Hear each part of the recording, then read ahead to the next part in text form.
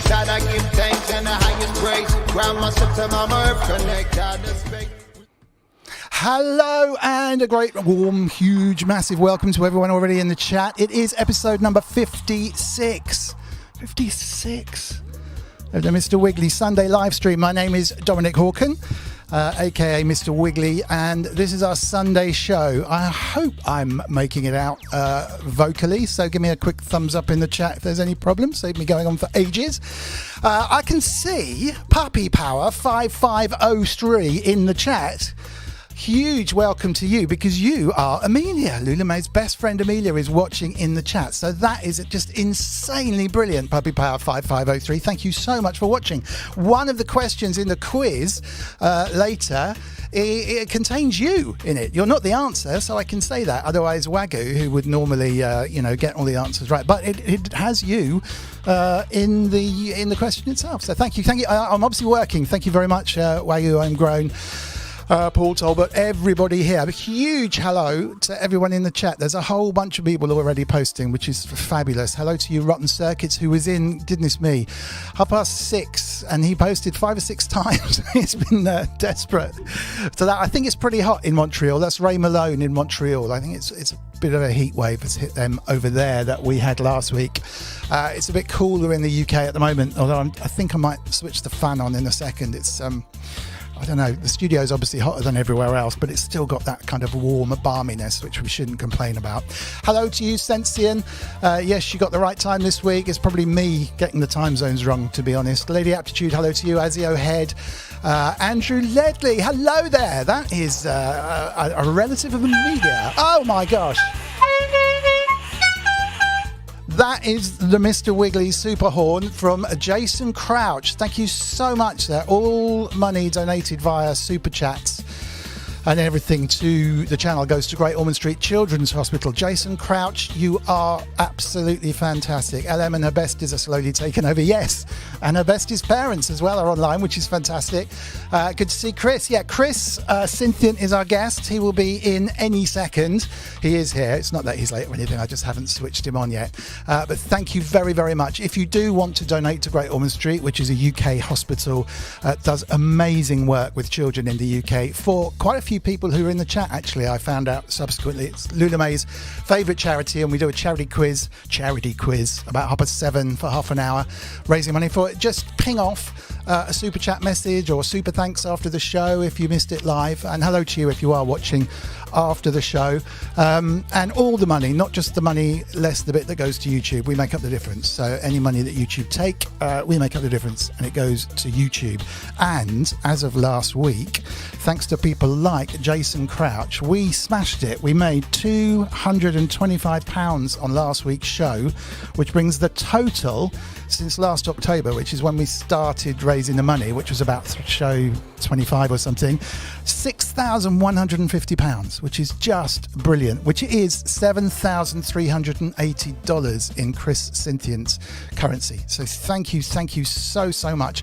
Half God, half beast, look good to see you, looking like I think a new person in the chat. You're very, very welcome to join us, which is great. Big love to him or her in the chat, please, or they.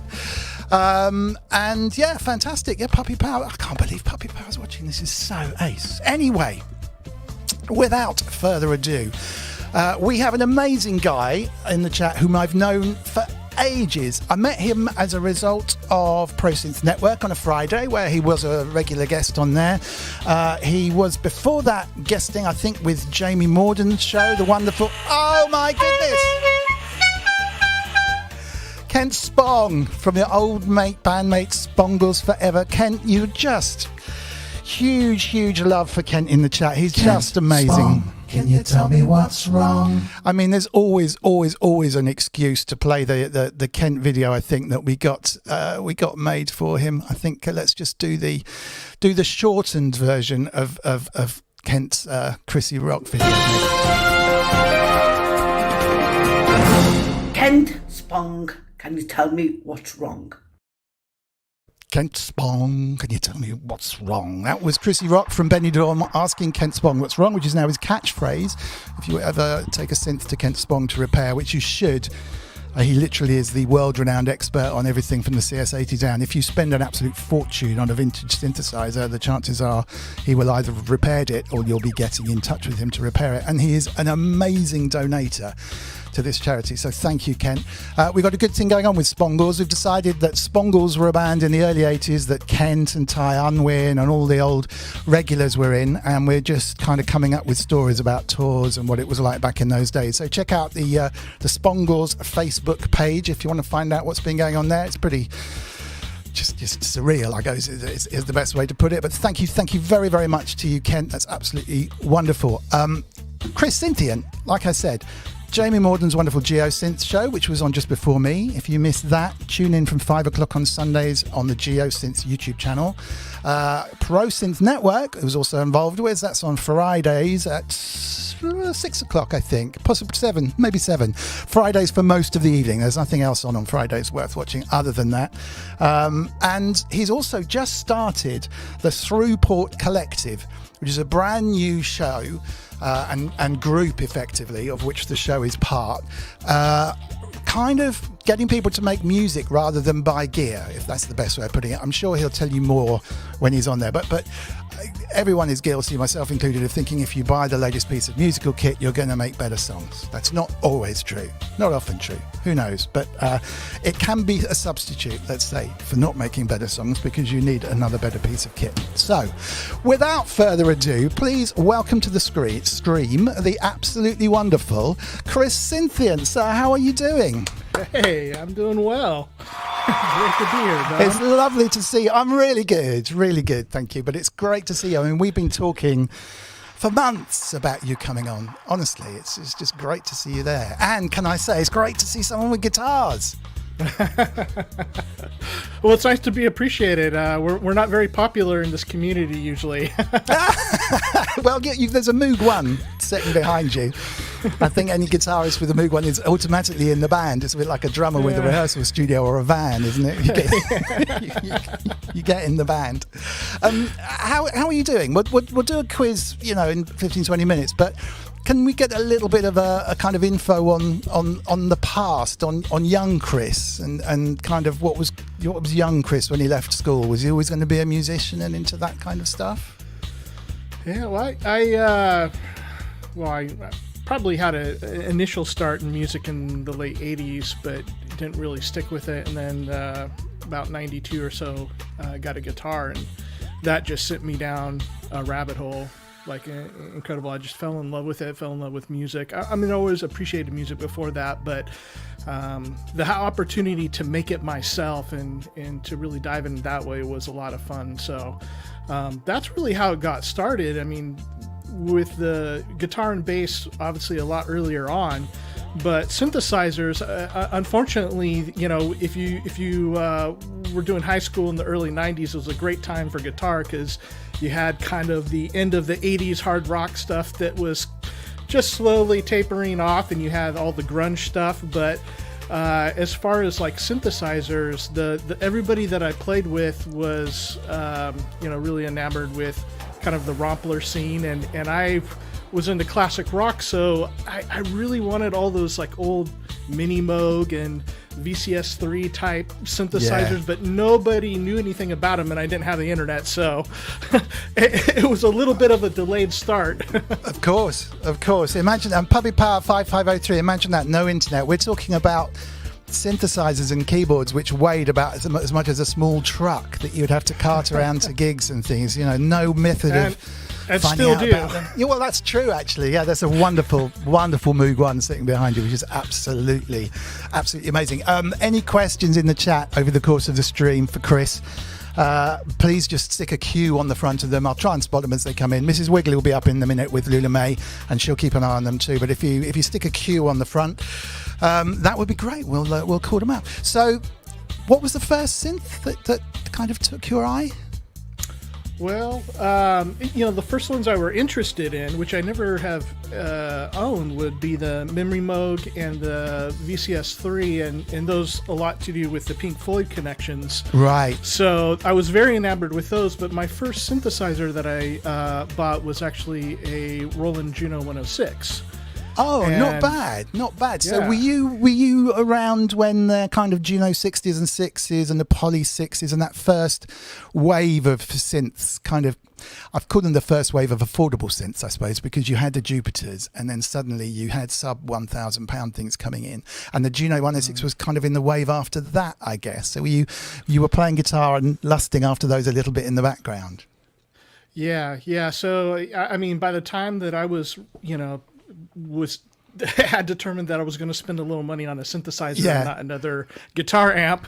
I mean, fortunately, the values on those things had plummeted. I think I got my first Juno for like $140 or something, which is radically cheap at the time that I got it, even so. But yeah, it was kind of one of those things that like nobody I knew. I mean, through all my friendships online here, I've kind of got a sense of the really cool stuff that was done in the 90s. But I wasn't really exposed to that because I was mainly in the rock scene, and I didn't know people that were into that. There was one band that was touring locally that had all like 80s synth pop type stuff with SH-101s and Prodigies and things like that. And they were such the strange and bizarre like anomaly, but they were so cool. And I thought, man, that analog sound is really great. I love digital too. So, I mean, I've got a Hydrosynth shirt on, but at the time, I mean, all I knew like from people that I was playing and in bands with and stuff, that when we had keyboardists, it was usually like, especially a little bit later on, it was like the Motifs and the Trinities and things like that, which are great keyboards.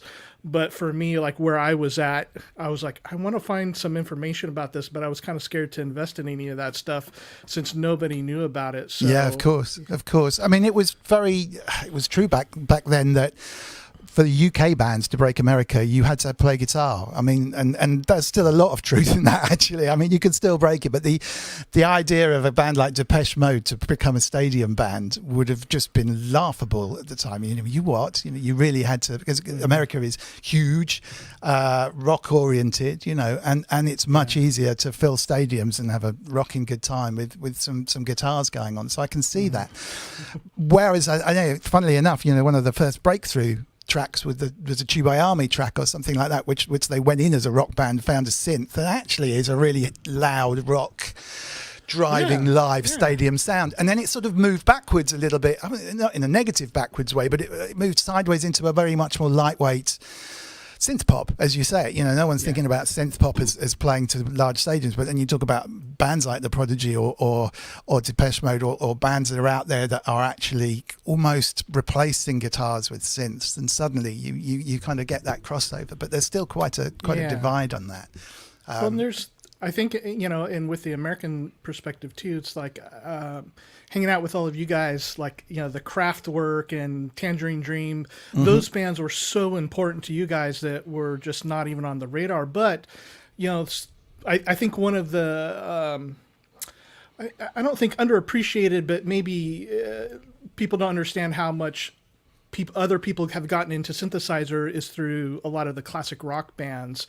And so with Pink Floyd and Emerson, Lake and Palmer, and even stuff like The Who, I mean, Pete Townshend's work with synthesizers, or, on up into the 80s with Van Halen, bands like that, which were doing some different things with it. They hadn't gone like fully electronic sound, but as a, complete, as another timbre to add to the rock experience. I always like that.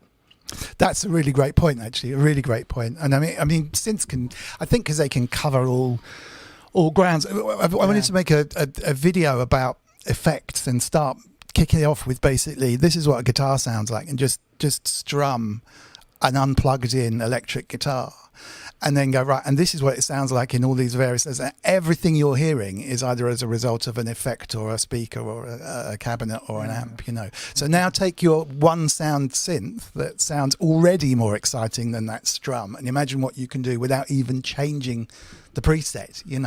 It's just brilliant what people have come up with in order to enhance and make that sound kind of thick and bigger. Incredible. So... I mean, it's not a particularly kind of, it wasn't that exciting to be a keyboard player back then. It was everyone wanted to be the guitarist. No one wanted to be the drummer and the keyboard player, I think. So what really made you? Do you think of yourself as a keyboard player or a guitarist first? Have you ever made that change? Yeah, well, I mean, as a performer, definitely a guitarist. Like I was usually played lead guitar in bands, and so that's like where the primary identity lies. But so love bass guitar and I love synthesizer that actually probably these days I play more synth than anything else. Gotcha. But it's pretty close. And just doing work with the synthesizer has been a lot of fun. So I working on my keyboard skills. I can play, and I'm not ready to go on tour with a band or anything. But it's always been kind of the thing. Even before I was really into synthesizer, was if I need to record a part, like I'll play and I'll learn it until I can get it. I've not been much for using sequencers or anything like that. I love that kind of music, but that's been kind of one of the things that I'm dedicated to, but not quite a virtuoso on the keyboard yet, but love the programming side. Yeah. I mean, you don't have to be so much, I would say. I mean, I wish I could play guitar. I can strum a few chords, and I've constantly picked up a guitar and thought, right, I really need to just try this for 10, 15 minutes a day. Never, ever got it. Even being able to strum songs and stuff, it's just something. It's weird because obviously on a keyboard both hands are like independent, and on a guitar they work at the wrong angles anyway. It's just weird. It's like it is kind of funny to go from one to the other, and there's some people that do it very naturally. I always felt like the guitar made sense to me in a way, like the fretboard is fairly symmetrical, and as far as how you do things, and especially for me, like visually, like I just understood it when I come to the keyboard. Not so much when playing chords, but when doing solos and things on the keyboard, like it takes a little more brain power for me because of the way that it's situated versus a guitar. But it comes along. Everything is going to at some point be muscle memory. So if you're learning guitar or the keyboard, the main thing is like you just got to keep up at it. Yeah, I guess so. So after school and everything, did you go into a proper career, or was it music head down and this is what I'm going to do with my life? I don't care about what anyone else says. What was the process? Yeah, I've had, I guess you'd say, kind of two main careers in my adult life, and part of that was music. I made a living from being a guitarist for quite a while. And obviously now doing a bunch of other stuff in a wider area. And the other part of it was, to kind of boil it down simply, is just helping people. And so working for different organizations and things like that. And for me, so, I'm online, I'm staying connected, and we're doing these shows and everything. And, at heart, I'm much more introverted. And so this has really been a push for me to stay connected with people. But with the helping people and doing the music, what I've often found is that like it can, if you do too much of one for too long, it kind of drives you mad. Because it's difficult. I mean, if you're helping people with drug problems or homeless or just people trying to make it in life. It's difficult. It kind of weighs on you emotionally. And then if you spend a lot of time with musicians and in any sort of music industry stuff, it can really wear on you in a different way. So most of the time, I tried to work it so that when I was getting frustrated with the one, I would pull back and spend a little more time with the other. And that seems to have helped kind of keep me centered on things, because I wouldn't want to live a life without either one of those things. That makes sense. I mean, wow, it's very complimentary, I guess, isn't it? Gosh, that's really, and it's good. It's good that you've made a career out of music as well, which is excellent, because I think a lot of people perhaps regret not pushing it more when they were younger. I think when you get a proper job, I mean, music is, don't get me wrong, but you know what I mean, because no school will ever advise you to go into music with your career's advice. And for good reason. You know, if you get that job and you get that wage, it's very hard to jump out of it, you know, and that applies to jumping into music or setting up your own business or anything else. You know, I'm pretty sure if I hadn't just decided not to go to university, took a year off and kind of kicked something into gear, I would never have pursued the musical career and kind of not made any money for ages, you know, but continually sort of drove at it. So it's really neat. It's a great thing. And clearly there's an awful lot of luck involved. It really doesn't matter how talented you are. I mean, it helps, but there's luck and the right connections and temperament and, you know, I mean, it's bonkers. It's absolutely bonkers. Well, and you've had kind of a multi-career life as well. I mean, you've done music and programming type stuff and all sorts of amazing things. How's that been for you as a person? Yeah, I have actually. It's been a weird journey because music was my first love, and I did that until I was almost non-stop till I was about 28, 30. To exclusion of all else. So I was doing session playing and then ultimately songwriting and recording and so forth. Started doing live stuff, and that was my introduction. So when I moved to London, I happened to meet kind of Boy George and Marilyn and all these sort of 80s sort of icons in that area of music and kicked that whole thing off. And then just bizarrely, I think I just was at the right time in the right place when the internet was coming on, and the music side of things in terms of session work was falling apart a little bit. The music industry was moving into a bit of recession. They'd had this massive dance boom of remixes, and we were getting paid lots of money, and I was working with DJs or doing my own, you know, for making 12 inches and remixes that weren't really making anything back for the labels. And so the labels would give them away to DJs. They wouldn't really sell any albums off the back of them, you know, and they realized that they were kind of digging a big hole. And so I just started to play around with internet-based sort of very early broadcast stuff, sort of music and multimedia and all that kind of thing that was big at the time, and developed something out of that, and learnt computers a bit more, really. And I managed to apply that to some really crazy things. And even jumped out and worked for a little bit outside of music in the gambling industry for a bit, and you know, built a company that was subsequently sold on that side of things. So yeah, I think I might make a good after dinner speaker because there's enough interest in there to go like, you what did you do? Yeah, but do you know what? I really enjoy this. I really, you know, it's a very luxurious position to be in because we have enough to live off. You know, I live in a nice environment, a fabulous family. I do still kind of need to do some work, but I'm not desperate to make the YouTube thing succeed, or, you know, that's the reason why it's a bit lightweight and happy, I hope. You know, it's just I mean, that's I think the ideal place to be is because, you know, especially in the music world, like, people really take things seriously, and they're willing to do just about anything to get on top, and that means climbing over people and do all this kind of stuff. And so if you have the opportunity to be able to do it for the love of it, that's the gold right there. And it doesn't really matter if you're successful or not, because you're doing something you love, and hopefully you're helping some people out, which especially this show is. I mean, wow, over 7,000 you said, 7,300 or something. Yeah, I mean, isn't that brilliant? Oh man, yeah, you know, that's incredible. And I mean, don't know what to say really, but I mean, no one would give that if I said, can you donate to the channel and help keep us going? And I wouldn't expect them to, you know. It's because it's a good cause. You know, we don't need £7,000 to run a YouTube channel and broadcast to, you know, 600 or 700 people every stream or whatever. It's nice to donate, but it doesn't matter.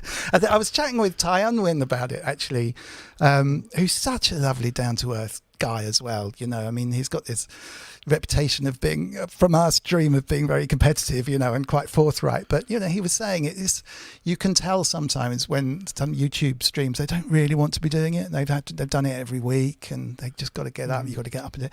I just flipping love doing this. You know, it's just it's a good vibe. And if it wasn't, it wouldn't be worth doing. And actually, that applied to music as well. When I wrote, you know, the E17 stuff, it was because we really didn't care. We didn't even think we were writing songs for the album when we kicked it off. You know, we were like, oh, come up with something. Yeah, it doesn't really matter. We've got better things to do. And I'm sure that had an effect on the whole thing actually going, you know, not getting too precious about it, you know. Yeah. it was built off of a career in trying to write songs, so I kind of knew what I was doing. But the whole thing was, it wasn't, I can't pay my rent if I don't get this done, which is not a creative space to be in, is it? It's, So, enough about me. That was brilliantly twisted, brilliantly reflected back there. Well done.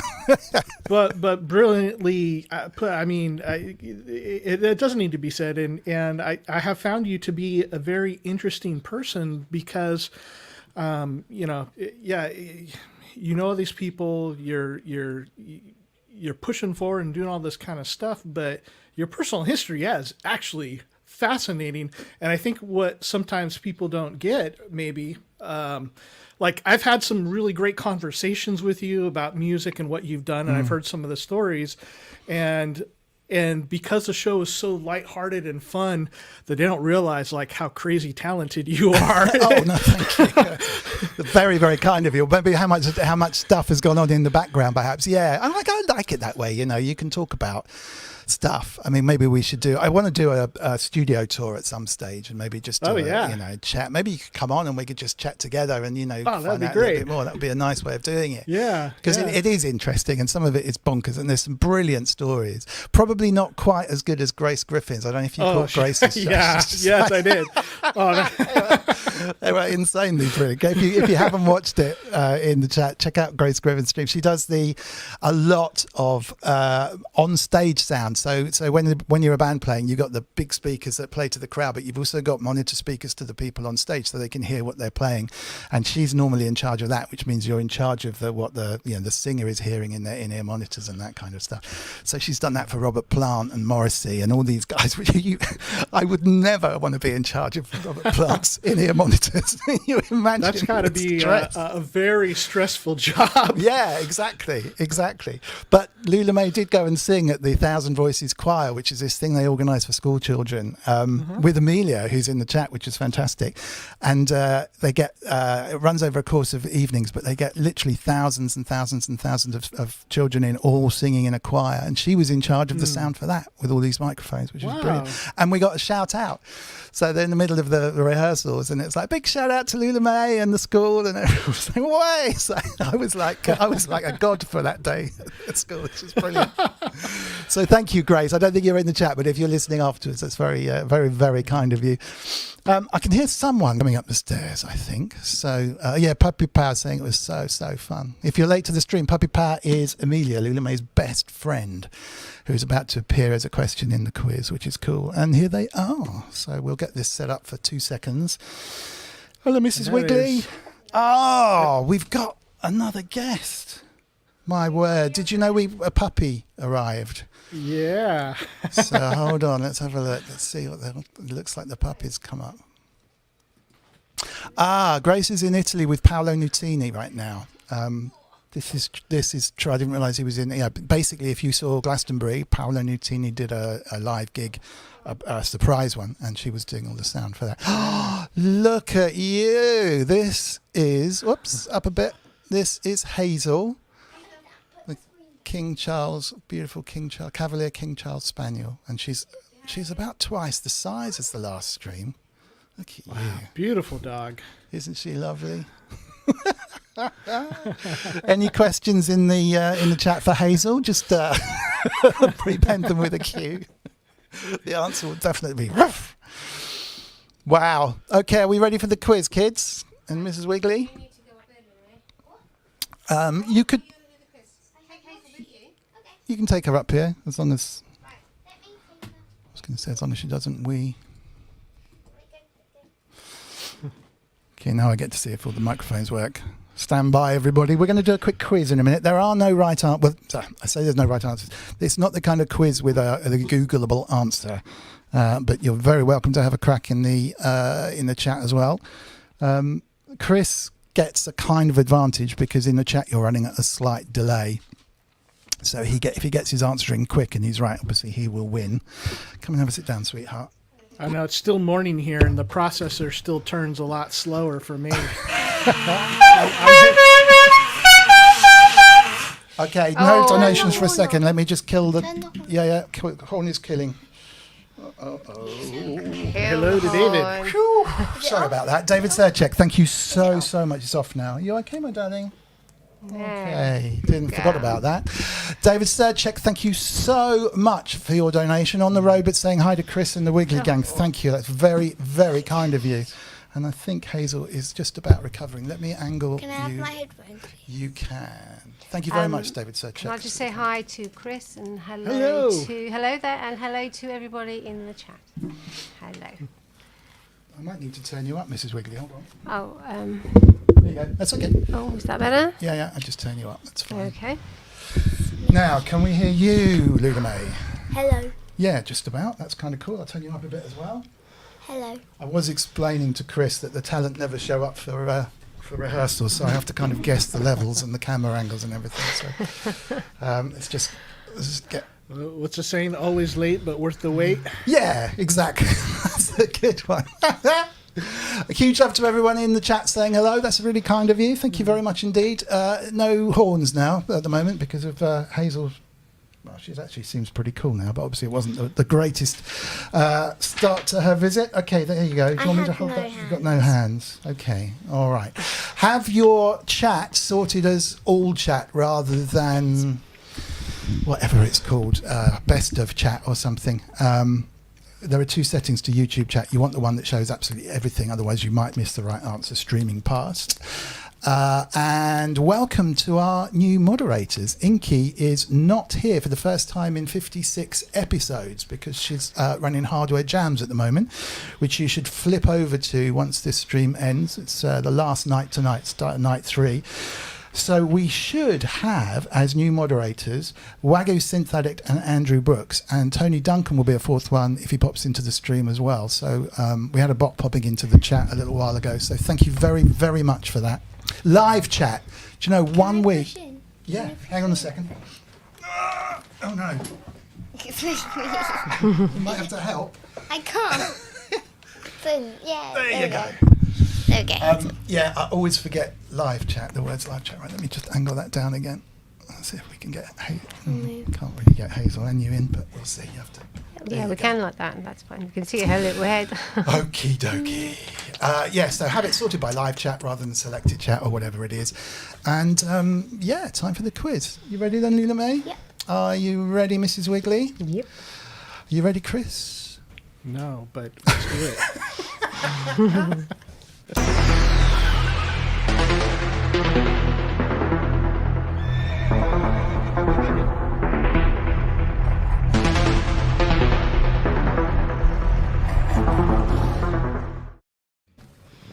What game did I play this morning with Amelia?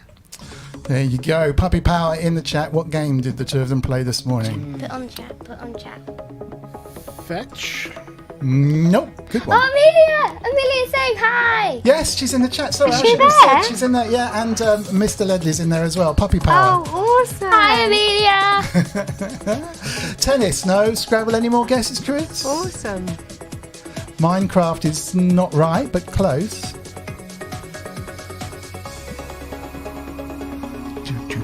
And this afternoon. And they played again this afternoon. Let me maybe a clue. Well, Amelia said and this afternoon. And this afternoon. Oh yeah, they did play. Pretty much all day. Yeah, they weren't in the same room. Not Roblox, not hopscotch, not chess. Yes, Wagyu, I do not believe it. Wagyu.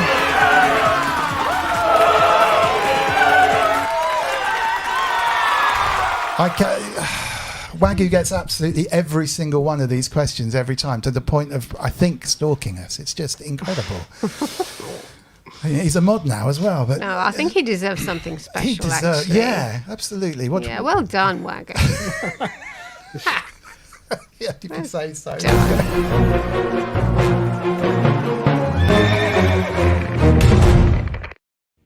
What's Hazel's new favourite toy? What is Hazel's new favourite toy? Put on chat.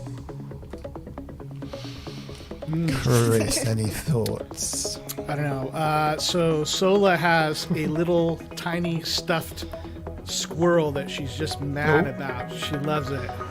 So I'm going to go with squirrel. Stuffed squirrel? No, but a good guess. It's kind of along those lines. Patch cable, says Paul Artola. Yeah, probably. A rope pull, Jason Crouch. No. Wagyu needs banning. He's too good. I think that's a little excessive. What about Chris Stack's answer, Mrs. Wiggly? Someone's shoe. Close. Close. I mean, it is a shoe. You can have half a point for that. Half a point for a shoe. Maybe a flip flop. It's not a flip flop. Sandal. No. Oh, a Steve Powell gets a slipper. Yeah. All right, so there's a half a point for Steve Powell. It's an animal kind of slipper. It's not the pig. Puppy Power, that's really good. You just got to name an animal. It's an animal slipper. Oh yeah, Amelia's know what toys we have. She's seen them all. She might have not seen this one. No, I don't know if it's not a bunny slipper. Lady Aptitude. It's not a Pink Panther slipper. But it is an animal. It is an I'm animal. pretty sure it is a Pink Panther slipper. I mean, that's what Wagyu said, right? Yeah. He's just trying to put us off the scent, though, before he hammers home the right answer any moment. Oh, do you think they're going to get the animal? There's a point in it for the animal. Name an animal, Chris. Let's see. What hasn't been done before? Horse. No. Oh, where are you going? Lion, not really a tiger, place to walk frog, around, dead Hazel. fish. We're going to call it? Say hi.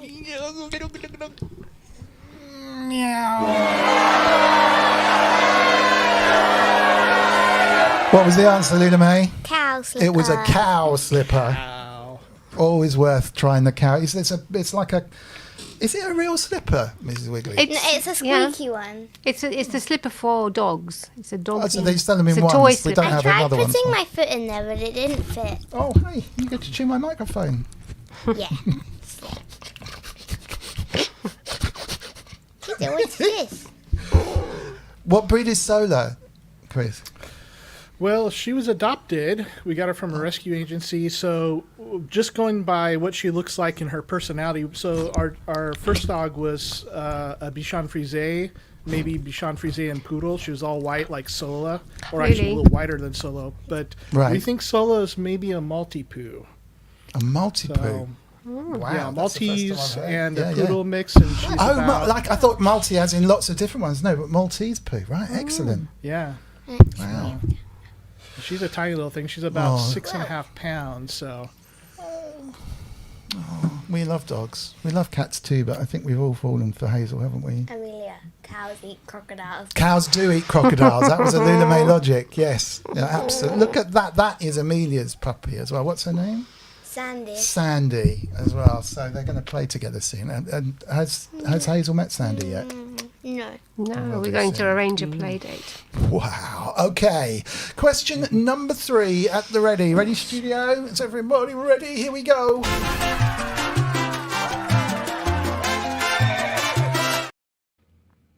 Where am I going tomorrow? Where is Lula May going tomorrow? With Amelia. Whoops, not the Kent Spong jingle. With Amelia.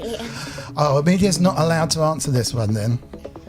And she's a cavapoo. Oh, it's a cavapoo. Okay. Alton Towers, no, Wagyu? Unless you know something we don't. Thorpe Park, Legoland, no. It's not just with Amelia, it's with other people as well. Yeah, that's true. It's a whole bunch of people. That I don't know. Choir The aquarium. practice. I like the aquarium. Say again? Choir practice. No. Not quite. Thank you, Amelia. Very kind of you. A library, Lightwater Valley. Swimming pool, Hebden Bridge, Spongles reunion. Thank you, Dr. Synths. Thank you for your donation last week as well, Dr. Synths. It's very kind of you. Skating, that'd be a good one.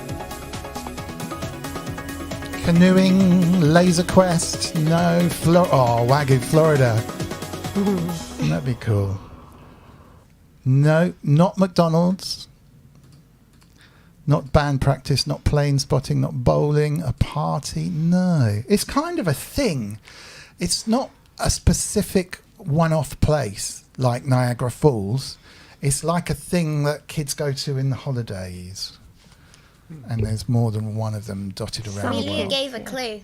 Did she? What was Amelia's clue? We will go swimming. Ah, will you? Yeah, there's various activities related to this It's like thing. a kids camp. Yeah! Well, yeah.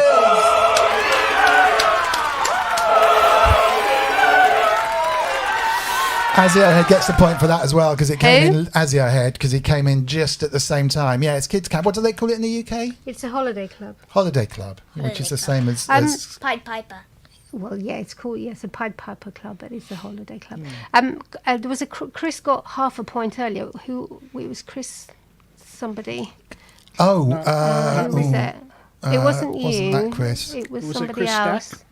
I think it was. Chris Where's Chris Stack. gone? Hang on. We can find it. Hold on a second.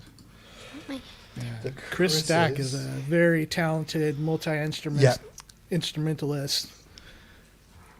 Chris Stack, indeed. Oh, really? Gosh, wouldn't you like to come on and have a chat? That would be amazing. Yeah, you should definitely have him. Oh, Chris, if you'd like to come on and have a chat, that would be absolutely brilliant. Love to have you on the show to do the quiz as well. Find out what really happened, right? What really the things that people really want to know. Wagyu, how many points has Wagyu got so far? One. One. Okay, he's way behind. Normally that would be an achievement for anyone else. Oh, he's concentrating on. Okay, are we halfway through? All right. Oh, this is a good one. I like this question. Okay. Oh, yeah. All right, stand by.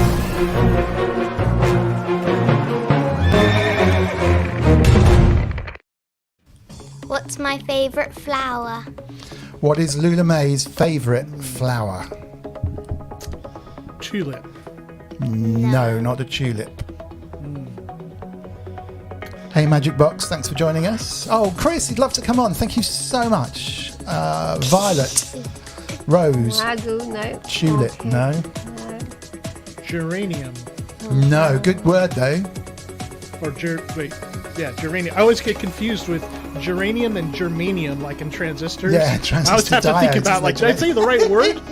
Yeah, My favorite would be germanium, but yes. It's like a, yeah. Well, yes, absolutely. Poppy. Poppy's a good idea from Wagyu. Really must learn to fade that out rather than switch it off. A hydrangea, no. It's not a poppy. Not dandelion, not an orchid. Oh, Kent Spong. Kent Spong. Kent Spong. Spot on, Kent Spong. My word.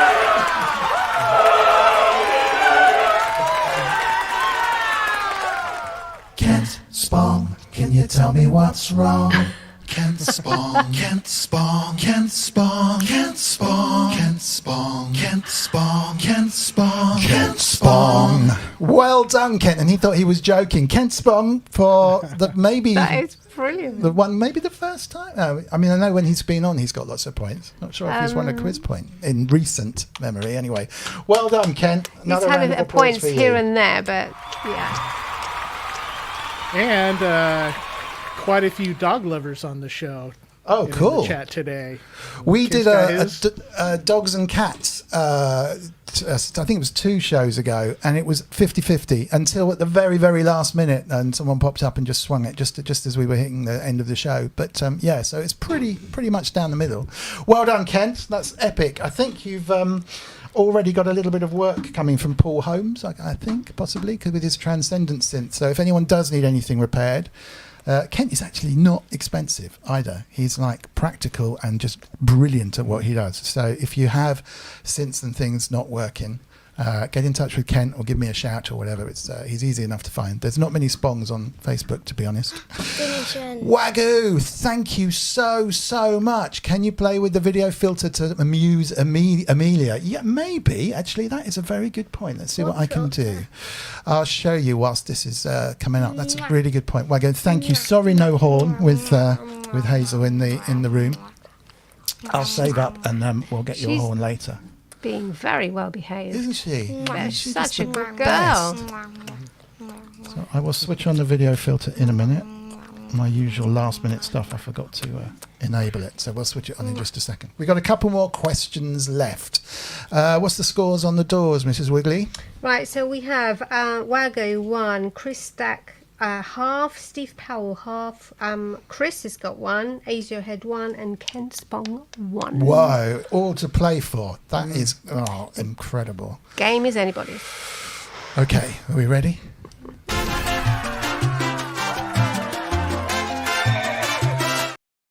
How tall am I?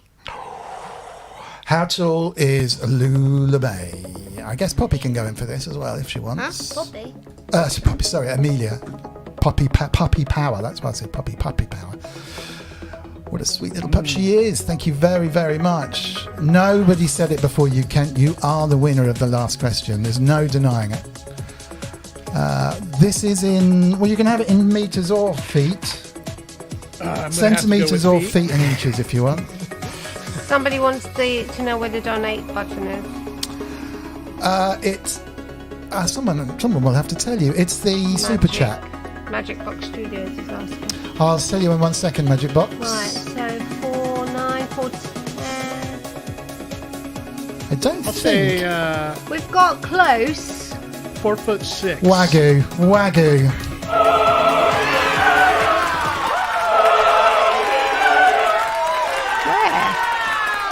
If anyone was before Wagyu with, what was it, 5 foot, 4'11", just over 4 foot. We did get a few close. I can't believe Wagyu. I mean, brilliant Wagyu. Honestly, it is brilliant.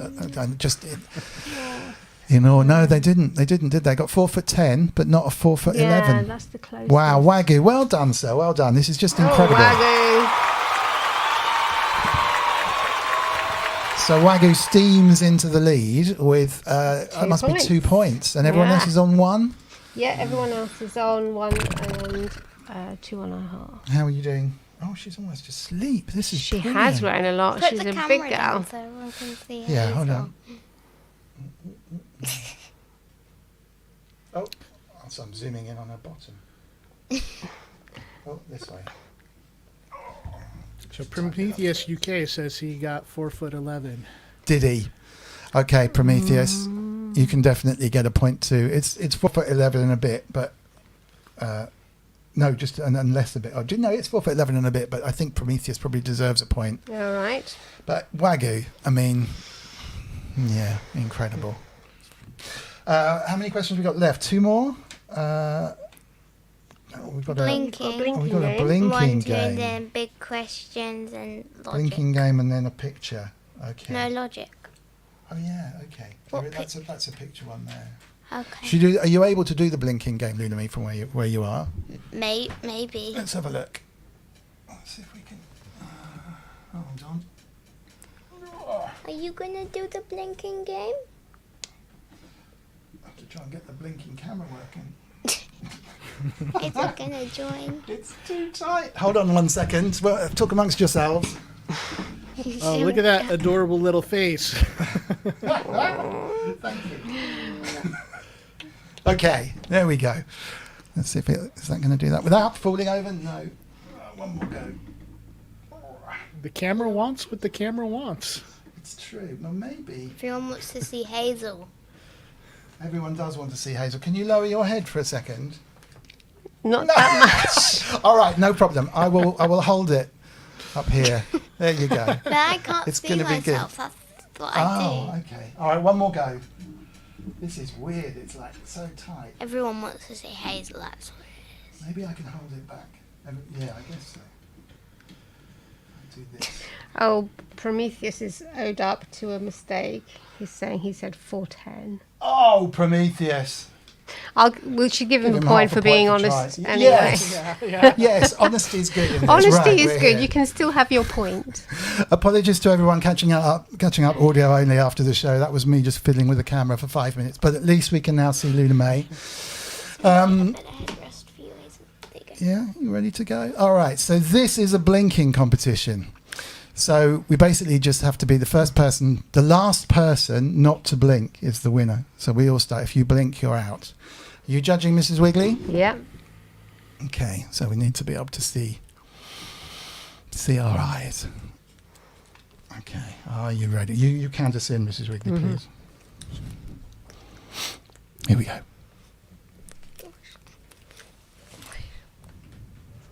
Ready? Oh, sorry. After 3. 1, 2, 3. Oh, Cryss is good.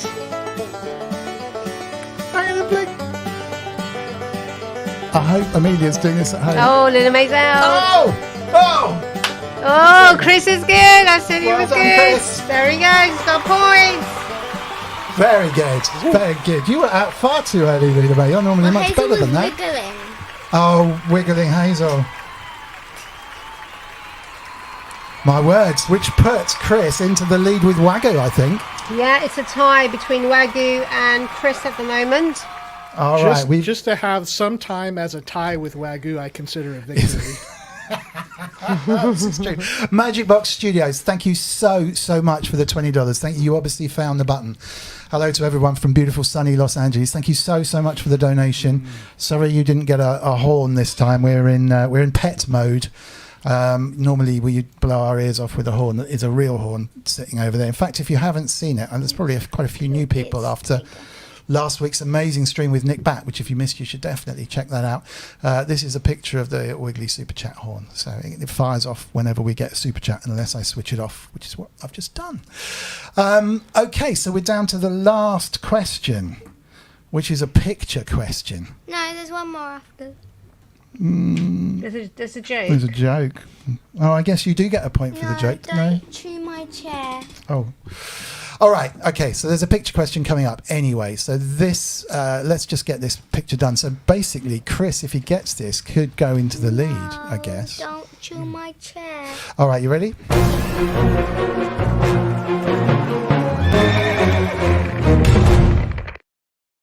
How many synths on Synthesizers? How many synths on Synthient it would be? So here is, I'm going to pop up the synths that are on Synthient, just briefly, and you've got to tell me how many they are. Stand by. Oh, hang on just 1 second. Okay, ready? Yeah. 3, 2, 1, go. Whoa. No. There you go. All right. I'm going to go with 82. 82 is not correct. So flipping over to the chat, you can have another go if you want. It's lower than 82. 74. No. 49 in the chat. No. 32, 49, 57. All of these are wrong. 48, 49, 65. Go again if you want, Cryss. How about a 52 nice from even Sensient. 55? No, no, not quite. Oh, isn't it funny? Steve Powell's close. And Sensient's Kent's close. close. We said 59 yet. Oh, homegrown. Where? Well done. 51. So close with the 52s. I think loads of people had 52. Wagyu, Sensient, Kent. So unless I miscounted when I did it, which if Wagyu says so, it's probably great. Homegrown gets the point, which means I think. Oh, Amelia was close too. Was she? Yeah, I think Amelia deserves the point for definitely, that. I'm going to definitely, give Amelia definitely. a point. Well done, Well Amelia. done. So that puts Amelia in 55 second. she got. Oh no, that's brilliant. She Well had done. 56. Well No, done. 55. Was She it did 50? another one. Oh, brilliant. Amelia gets definitely Excellent. a point. Here's a hallelujah for Amelia. Woohoo, Amelia! Woohoo! Fantastic stuff. Thank you so much for being in the audience as well. It's really good. Eating my chair. So I think, doesn't that mean that Cryss is first equal? Would that be true? What are the Yeah, first scores? equal with Wow. Wagyu. Yeah. Hey, wow. Imagine that. Low scoring round, but that counts. Oh, Amelia had Absolutely. 52 too, so brilliant. Amelia was spot Oh on. my Wow. goodness, Amelia! Wow. I'm going to give you a half a point for that top as of well, that. Amelia. You get 1.5. That's fantastic. No, eating my chair. Well done, Amelia. Hello, Ian Cole. You're very welcome. Welcome aboard. Thank you so much for joining us. Oh, we've got a joke, haven't we? Do you want to do the joke? Shouldn't really announce it as a joke, really, because then it doesn't sound as funny, potentially. But none of them are funny. That's the point. Are you ready? Are you ready, Amelia? Are you ready, Lula May?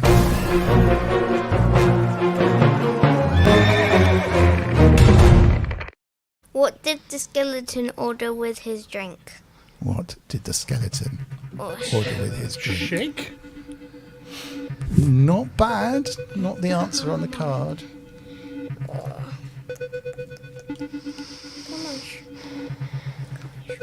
Come on. What did the skeleton order with his drink? 5, 4, 3, 2. Actually, we need the chat needs to catch up a bit. Chris Stack? Did Chris get it? Spare I can't ribs. see. Oh, it's just caught up. Spare ribs? No. Good one, though. No, that Joe. was No good. cream bone spaghetti. All right, we'll count down then. A mop! Magic Box Studios. Well done, sir. It was a mop.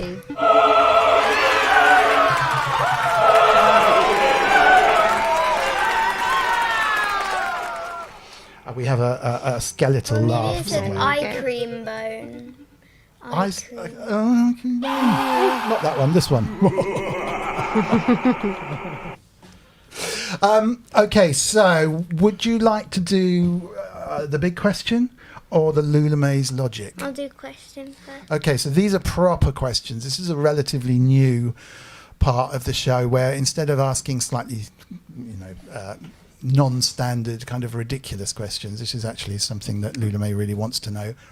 Or Mrs. Wiggly wants to know. So it's kind of all about Cryss Synthient. So if you hold on 1 second, I will find the appropriate button. You're going to be ready for this, Yes. sweetheart? Yeah? Yes. All right, here we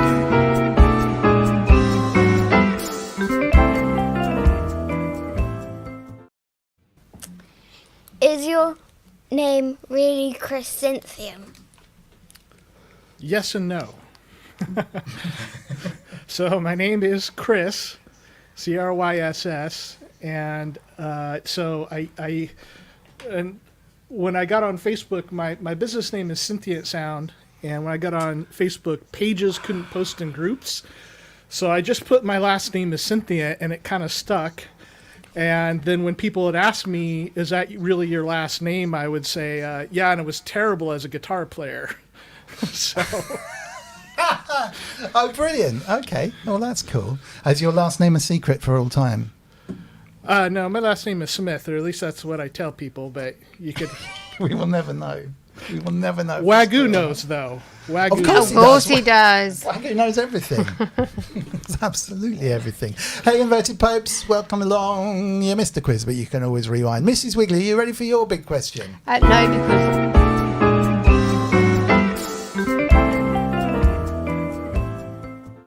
I'm not going to ask that question. What was the question? Because it's not my question. And I'm gonna... What did you write down? You wrote down, why do I love Mr. Wiggly so much? Well, that's a pretty good question, if you ask me. over to you, Chris. Well, I mean, you take a guy that's fun and talented and Yes. smart and looks like Kojak. I mean, what's not to love? Yes, we love it.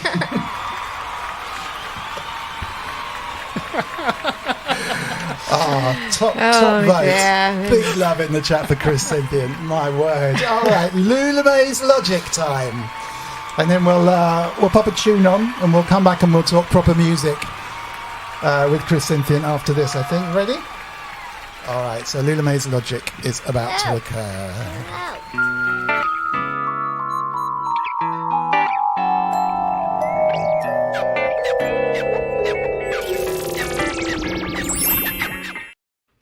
Witches have black cats because if they had white cats, they would get cat hair all over their clothes.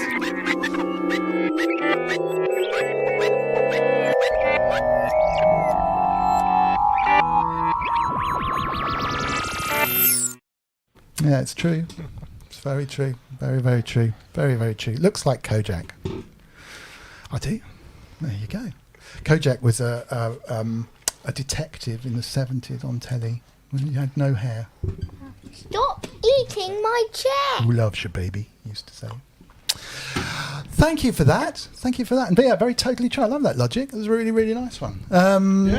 Any questions? Line them up in the old chat. What we'll probably do then is, do you want to stick around or do you want to head off? No, I think girls? we need to head off now. How are you going to do that with such a lovely puppy?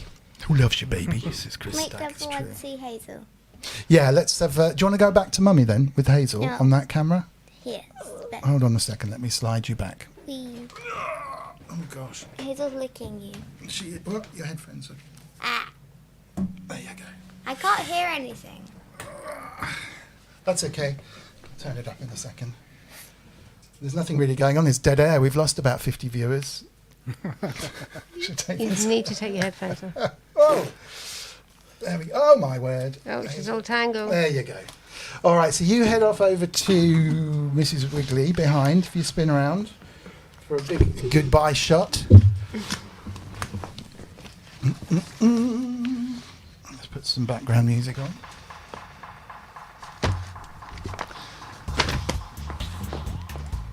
Come on then, my girls. There you go. Oh my goodness. Oh my goodness. Oh my goodness. Oh my goodness. Oh my goodness. Oh my goodness. No. Hi. Hi. Hi. Look. Say hi. Look. There. Look, Hazel, look. Say Say hi. hi. Say hi to the chat. Look.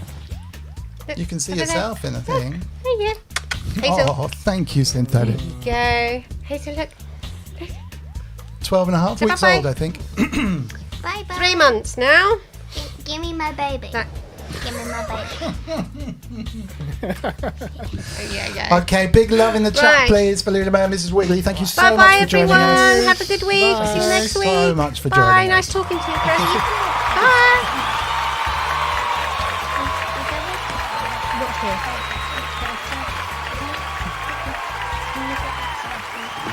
Okay, so we're going to stream some of Cryss Synthient's recent, relatively recent YouTube stuff from September. Oh, we need to do a portrait. Sorry, I've just realised. I'm going to send Lula May a portrait, and then you can pop back anytime, okay? There is a wonderful live portrait to be done, which I completely forgot about, for... one second... Steve Rower. So I'll send you that picture if you can do the portrait and pop back with it. We can do that. Sorry about that, Steve. You very kindly donated to Great Ormond Street. Oh, hang on. I've lost poor old Chris, and I've just put in Mrs. Wiggly with no one there. Sorry about that, Chris. Steve Rower kindly put £5 into Great Ormond Street Hospital directly, and Lula May will draw his portrait for Facebook for him in return.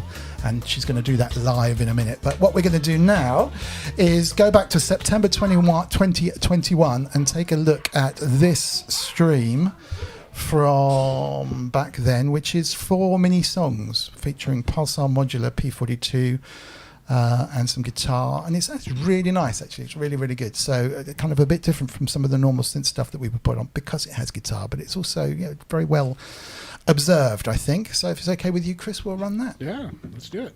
Cool, okay.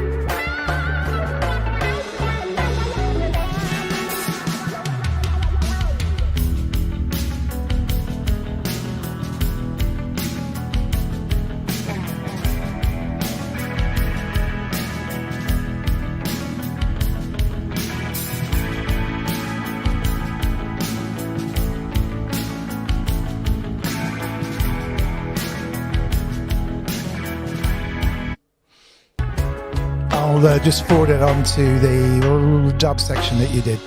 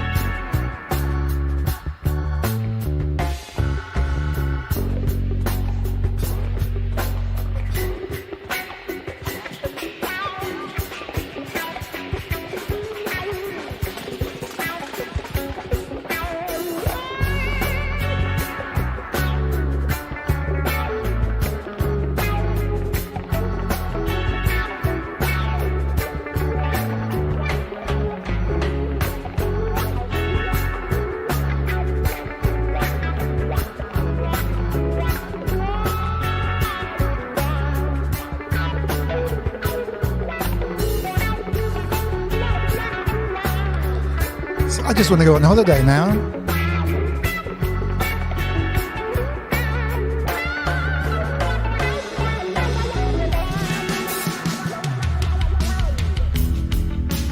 I think you've muted yourself. I think I can try and unmute you, but I got it. There we go.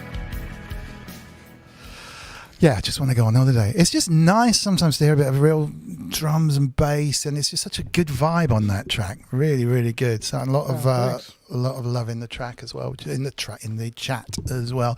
Hey, BG Ollie, thank you for joining. Lovely to see you. We're chatting with Cryss Synthient.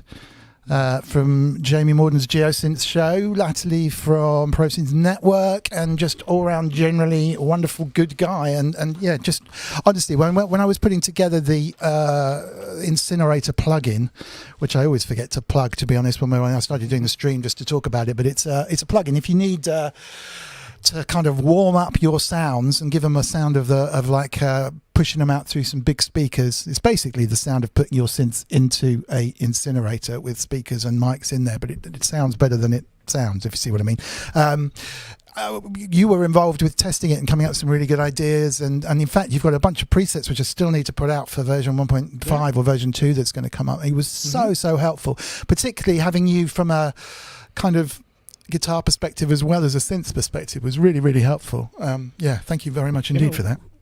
One of the things that's been a secret weapon is on drums and drum machines. And last track that I did actually was from this like old 80s Casio concert mate keyboard. It was absolutely the most wretchedly awful thing I've ever heard.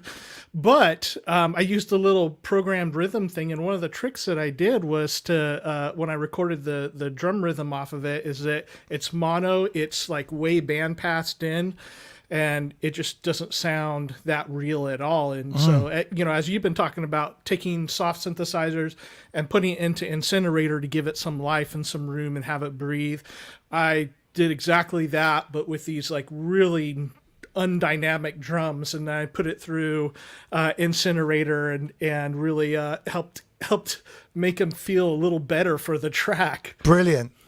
I mean, yeah, it's we won't go into too much detail, but it's just started from a conversation of if you're using in the box synth sounds, if you're just calling out stuff, nothing wrong with that in the slightest, but you can bring them to life a little bit by just route them out your speakers and just stick a mic in front of the speakers, record that, and then just feed back that signal, bring it back up in the background a little bit just to thicken the stuff up, and then maybe experiment a bit more. So we started playing around with different speakers and cabs. You can use guitar amps, broken bits, and putting those speakers into an incinerator, which was like a dustbin basically, gives it a really good sound. So yeah, you can achieve the effect of the incinerator by buying your own dustbin and speakers, or you can buy it for like $20. So you're very, very welcome to use it. But I mean, I've always wanted to go into subway, tunnels and have a boombox at one end and a mic at the other, or something like that. It'd be really, really neat. So if you can route your signal out of the box and back in again to do something with it, that's a good news. And you don't need to go off and buy really expensive outboard kit to do that. You can literally mic something up, or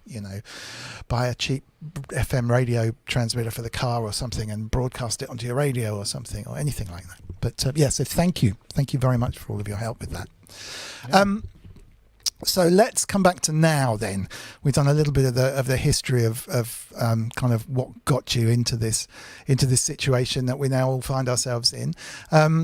What are your current loves? I mean, I know you talked about the new project with encouraging people to make music. Is that the drive now at the moment? What are you doing in terms of making music? Just give us a little bit of a snapshot of a day in the life of Cryss Synthient. Yeah, so I would say I do sound design very generally, and actually have quite a bit of stuff to release, but I just haven't had time to really work on my own stuff, which is all right, because I've been pretty busy with working for other companies and plug-in manufacturers and whatnot. And so that's been a really fun thing that's opened up that I enjoy doing. And so of course, making presets, but being part of a beta process, I can have some input as to like how a plugin functions and works. And everybody comes from a different background, and so a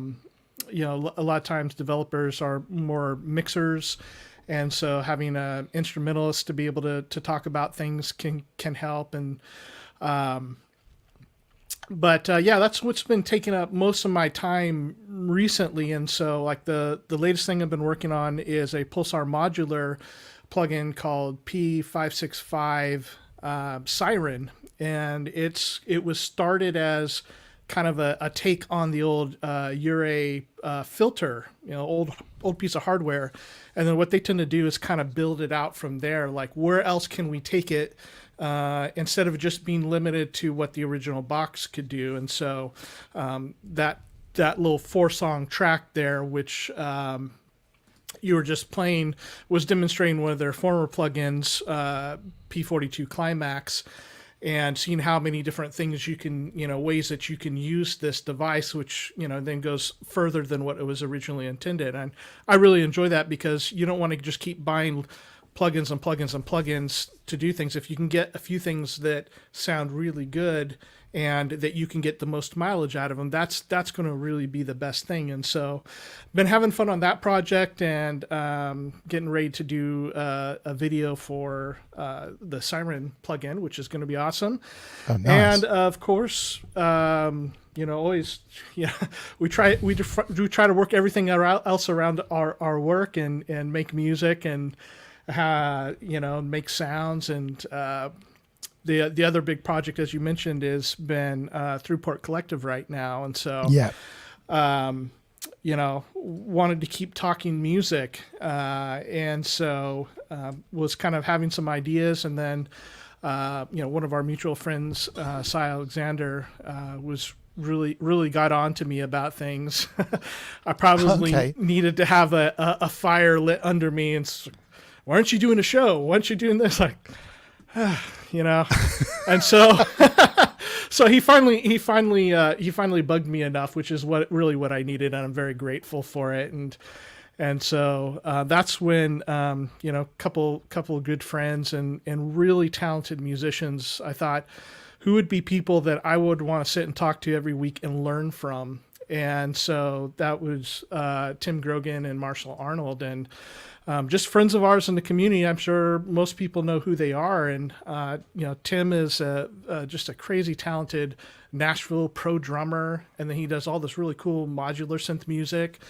And Marshall's, again, incredibly talented electronic artist, psytrance and all of that. And so when we started talking about an idea, it's like, well, there's a lot of European shows, and that, we've got so many friends from Ramsey in Australia to, everybody in the UK that's doing really great synth shows, that we don't want to step on anybody else's toes, and we wanted to kind of explore a little bit different area, much like you chose to kind of pick a different area to go into. Mm-hmm. And so we thought, well, if this can be a little bit more of an American perspective on things, but way more important than that is, we thought, well, we love gear. I mean, obviously, I'm surrounded by it. And the thing that I think we wanted to focus on is there's not enough being done about how do we do this? How do musicians take the things that they're buying and then make good music with it? Gotcha. And there's always things to be learned from other people. And so,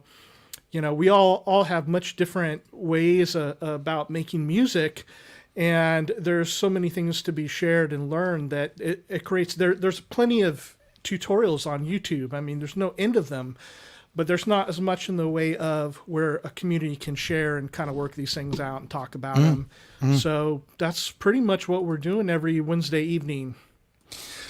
Well, that's really ace. So there's in terms of kind of joining and getting involved with that, Thru Port Collective I've come across as a Facebook group, which is literally only just started, so the very, very early days of the Facebook group, and I will pop up the details of that. As you can see, one of the posts is the event we're talking about now, and obviously it's a stream on Wednesday, which I think is not so conducive for UK viewers, so we'd have to have it on catch up, I think, but very conducive for guys. What time is that actually?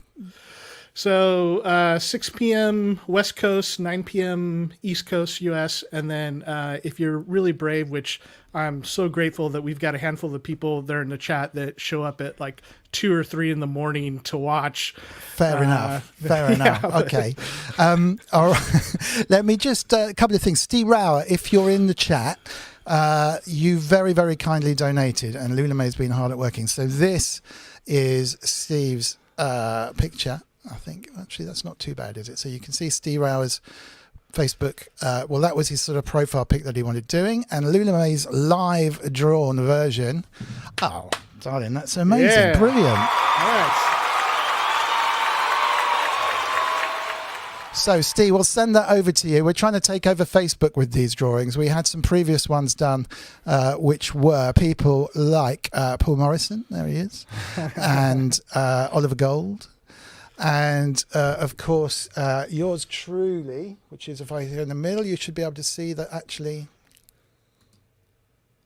There he is. is. Pretty lifelike, so it's all good. Plus a few others that I need to load up as well. She's done them for Brian Oliver, Jen Stevenson, and there'll be one coming through for Nick Batt, but I don't have those loaded up to show you. Thank you very much indeed for that, darling. You're so kind.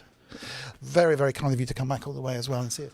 Oh, and while if Amelia is still watching or happens to watch it on catch up, this was the effect. Actually, you can come back into the frame a little bit there, Lula May, that we were talking about. So we can turn into Vikings, or we can, what else can we be? We can turn into Nan Nan. Snowmen. Yeah, we can be snowmen. Hold on. There we are. That's for Christmas. And Harley Quinn is my favourite as well. It's one of my favourites anyway, so that's a bit scary. Whoa. I think if I duck out, it should switch to you. Oh, you look better than me. Wow. Again, not one for our catch up on audio viewers, but you're missing a treat. You're missing an absolute treat. Right, let me get to I'm not sure if Amelia is still watching now. We've got to the nitty gritty on the music side of things, but let's pop this back so we can all get back to normal and no one will be scared anymore. Thank you, darling. See you later. There is a ton of other questions that's just flooded in. Let's have a look. Looks like the Viking filter model makes you look like Cryss Synthient. Well, let's see. I know the Viking one. Let's have a look. That's not bad, actually.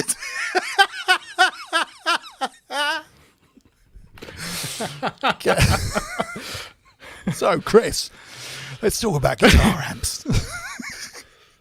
What's that? Yeah.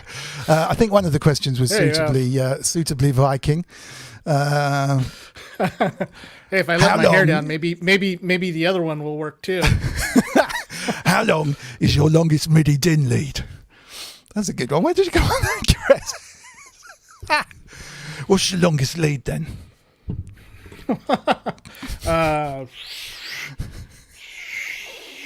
I don't know. Got to be 20 about 2 feet? miles. 2 miles. 2 miles. Well, There's some more sensible ones. There's a few, lots and lots of people, Ian J. Cole included, saying, what was your worst purchase? I mean, it doesn't actually say synth purchase, but a music-related purchase, I would say, is worthwhile asking. That's that makes it pretty wide. I know what Wagyu wants me to say, but it's not going to be that.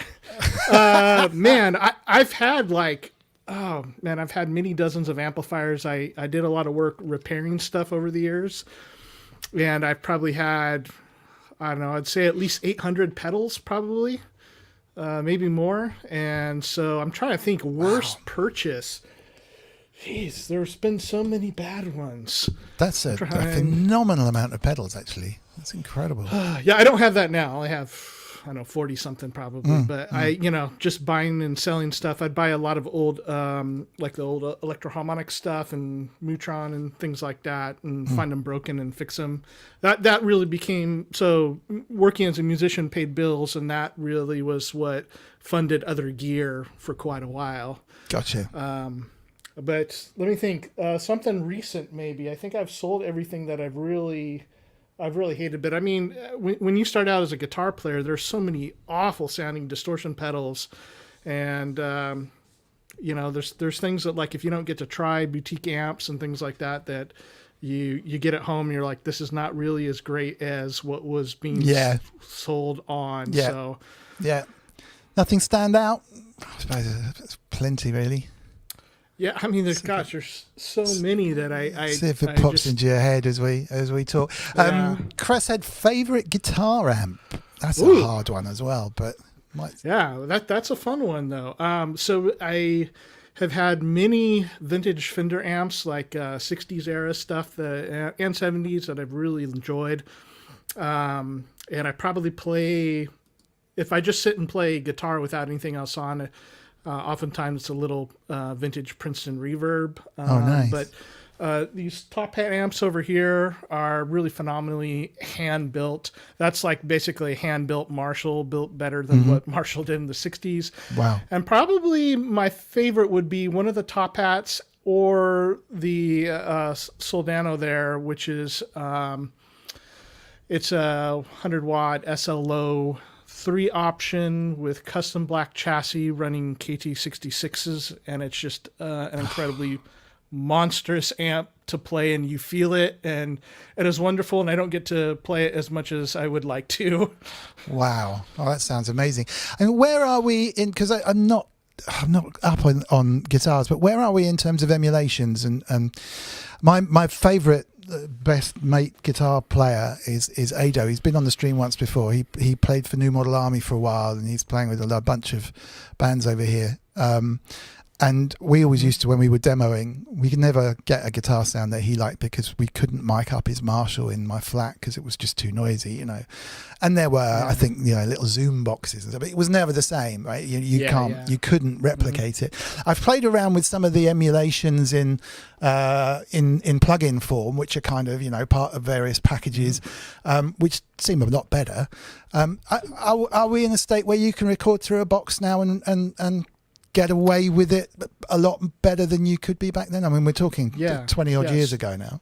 So to kind of combine a couple of the questions that come in, like live, always tube, always vacuum tubes. That's just, there's some great solid state stuff now and that has really jumped in quality, but I always use tube. For recording though, even the last 5 years, there's been some really big jumps in modeling technology. I'm not really up on the hardware modelers right now because I don't use that stuff live, but I do most of my recording now through plugins, so component modeled stuff. And so some of them that I end up using a lot is Neural DSP. Their guitar amp plugins are phenomenal, and if somebody's like looking for something that's going to get you a tone pretty quick and it has really great sounds, that's what I would probably recommend them to. But there's some other ones. Amplitude 5, their modeling, the IK Multimedia modeling has really jumped about 5 years ago. And then their latest version that came out last year, again, had another pretty good jump to it. It's a little bit harder to dial in, but it's actually, that one I find the most like miking up really real hardware. So it's easy to get into places where you don't want to be, like, you know, boomy low end. So, but if you know how to do it in the hardware world, a product like that works really well.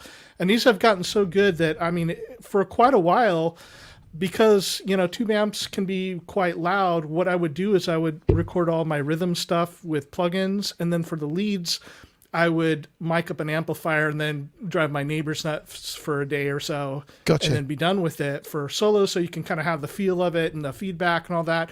But the way that plugins have been going in the modeling, it is really tremendously good. And so the most recent track I've just worked on is a collaboration project with my Thru Port Collective partners, Tim and Marshall, and also Jamie Morden. And we've done it as kind of a GeoSynths Team USA thing.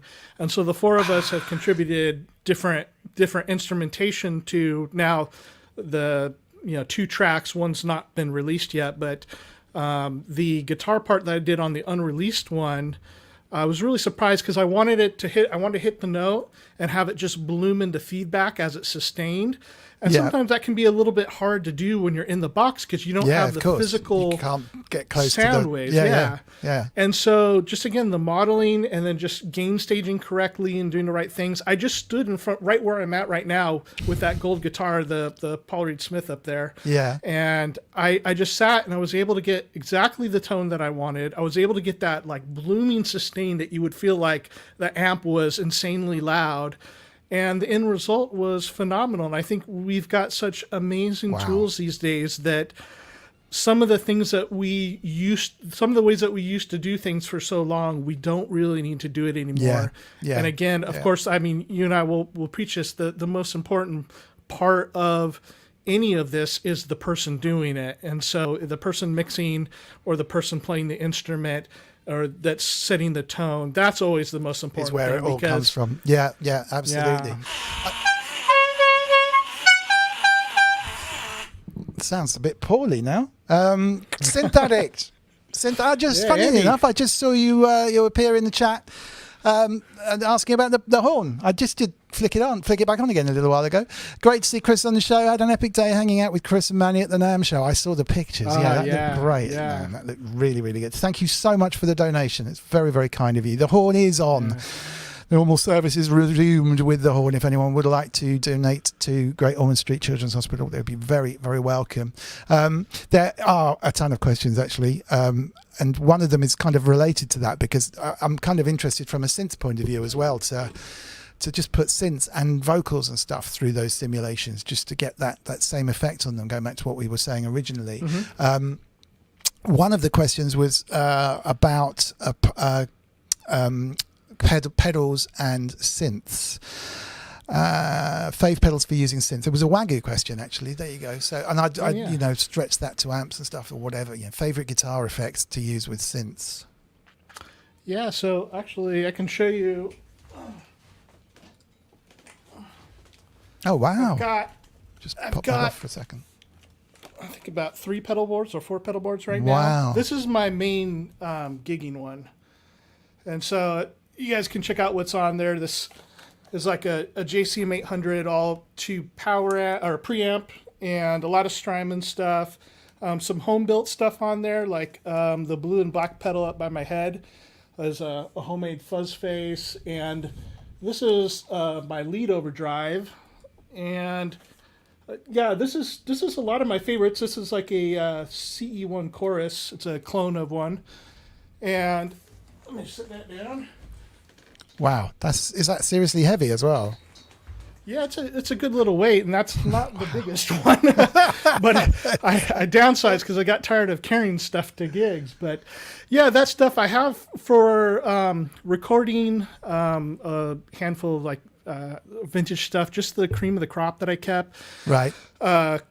couple like old Big Muff Pies that were just something special about those ones. That's an old Neutron 2 phaser that I got broken in the original box. It was just an amazing condition.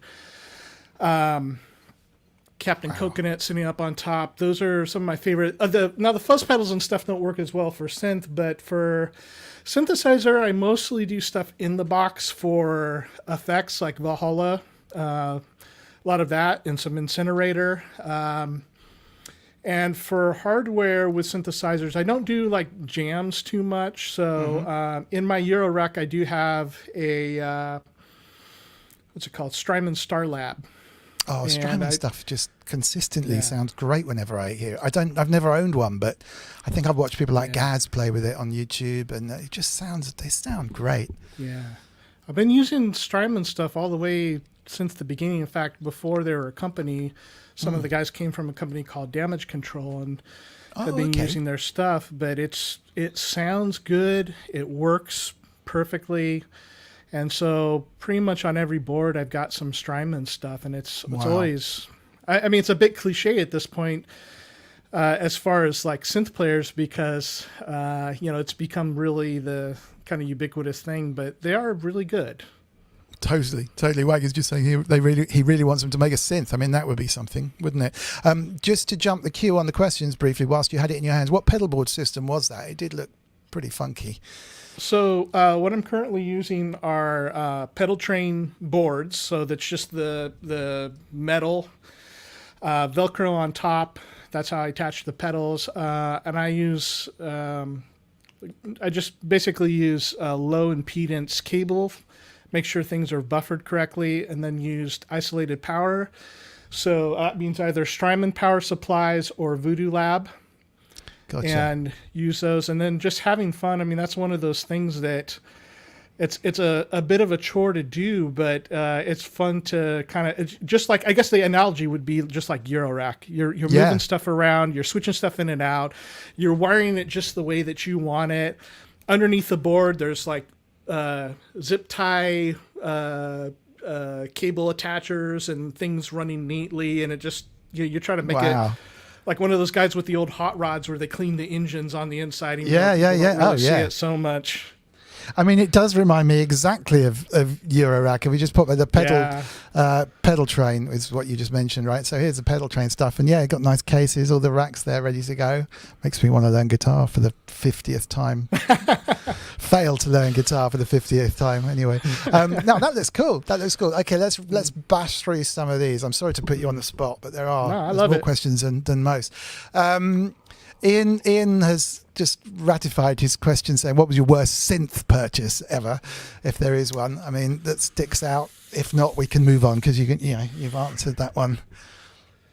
I don't know. There's not really been any like terribly bad synth purchases. There are synths that kind of fell short in certain areas. Like the King Korg had a great sounding engine, but the layout on it was terrible and the key bed was terrible. But it was great sounding. Like, so if you use it with the programmer, it was wonderful, but it's kind of one of those things where I can do this in the box and I don't really need this synthesizer. So I've been pretty careful about synth purchases, much more so than I was about guitar equipment in the past. So I haven't had too many really bad experiences. Magic Box is a good. What's your philosophy when reviewing and buying a major new synth? Are you looking to fill a gap, or are you looking to improve? Do you trade much, or do you hang on to everything like I do? No, I've just always had to shuffle things when I want something new, and so, I guess when I kind of recognize like parts of personality that like most of the time I'm narrowing down on things, like that's too much, like let's get narrowed down. And then there's this area of gear which is just totally blown out the opposite. But still having that kind of savior narrow down, like I'm not using this, I need to sell it, kind of works at that. I hate selling stuff. I hate dealing with all that stuff and Reverb and eBay, but I do just because just to be responsible and to if I want to get something else, I need to probably sell something I'm not using. It's an expensive hobby as well, I mean, Wagyu makes the point that you've not tried a Timberwolf yet. Oh, but I wish I had. I know they are going to be worth fortunes in the future. I've got a whole cupboard full of them ready. I keep talking it up. Okay, fave plectrum, and how thick is it? Nice one. I like these questions. This is on a synth show. Cool. Let me grab one. So, here's a story. So, like one Christmas or something, like I open up my Christmas present, and it's just this platter. It's kind of triangle shaped, and my mom gave it to me, and I'm like, you pull it out, you're like, socks I can understand, but I don't even know what this is. It's just like a plate. And so I asked her, I was like, I was a little, confused about it. She's like, oh, it's shaped like a pick. I thought you'd like it. Thanks, Mom. Fantastic. It's my plectrum plate. When I started, it would have been like, let's see, I actually have one up here. When I first started, it was like old Fender mediums, and occasionally I still pull these out for playing acoustic guitar. But I play mainly the Dunlop. Let's see if that gets it. Dunlop Jazz 3 picks in different materials. They're small and they're very rigid, and they allow for like very fast playing, shredding, and whatnot. And I've really grown to like these. And then I'll choose. The material makes a difference in the tone, so the red is a little bit brighter and this kind of clear one is a little more balanced, and then I have one other material that's a little bit warmer and fatter. So just depending on what the guitar, if I'm playing live, you pick up any of them, but if I'm recording a guitar part, then just thinking about the whole entire chain of things, like it starts with the pick, and so that's what I prefer to use. Wow. Yeah, you never even think about this stuff when you just switch your effects on your keyboard and go. Dr. Synth was asking about tubes and transistors and DSP. I think we kind of covered that. Tubes for live and DSP on various bits and pieces. For recording. That's a good point. Inverted popes. Where's the 2600? For people who didn't know, that 3 feet that way. Cryss Synthient has a beautiful original 2600, which isn't yours, but you're looking after. No, it is mine now. It is now yours. Yeah. Whoa, because that arrived from a neighbour or something, wasn't it? That you had to repair it. Oh, fantastic! So, congratulations. Yes, one of my neighbours is a fantastic singer-songwriter, bluegrass. He's a guitar player, banjo, all sorts of stuff. Back in the day, he won banjo competitions and things. Wow. And so in 1974, he bought my 2600, brand new, went to NAMM show, and I don't know if I can't remember if he made an order there or not. I have some video that I've explained it, and it probably has all the history of it. But so he did a lot of synthesis on it. He used it a lot for creating string parts and music, and studios would hire him to come and bring it in and use it. And he did on-air radio demonstrations, doing the after Star Wars came out, he was online demonstrating how to do that, or online on whatever radio. And really a fascinating guy, really cool. So glad he's my neighbor. And then he had told me that he had a synthesizer in the garage at one point, and I asked him what it was, and he said it was an ARP 2600. I was like, really? So he's like, yeah, it's buried back there. So a year and a half later, was going to be talking to Dina Perlman, Eleanor Perlman's daughter. Yeah. And so I ran into him walking solo, and I said, hey, can I just borrow that? And just show it in the video, it'd mean a lot to Dina, and it would be great to take a look at it. And he's like, yeah, if you could see if it's working or not. And so of course it had problems, as almost all of them do, with the tantalum capacitor. So so we ended up trading some stuff for it, and because it wasn't doing him any good, and I had extra stuff that I didn't need, and So I've done part of the work on it. I've rebuilt the power supply and some of the modules, and it's still in process. And right now, I just don't have time to work on it. But it's one of those, it just sits there and mocks me like, "Hey, don't you want to play with me?" What a thing, though. How fantastic. I'm so pleased. I mean, and it works on all sides, doesn't it? Because it will get mended and, used. Yeah. Wow.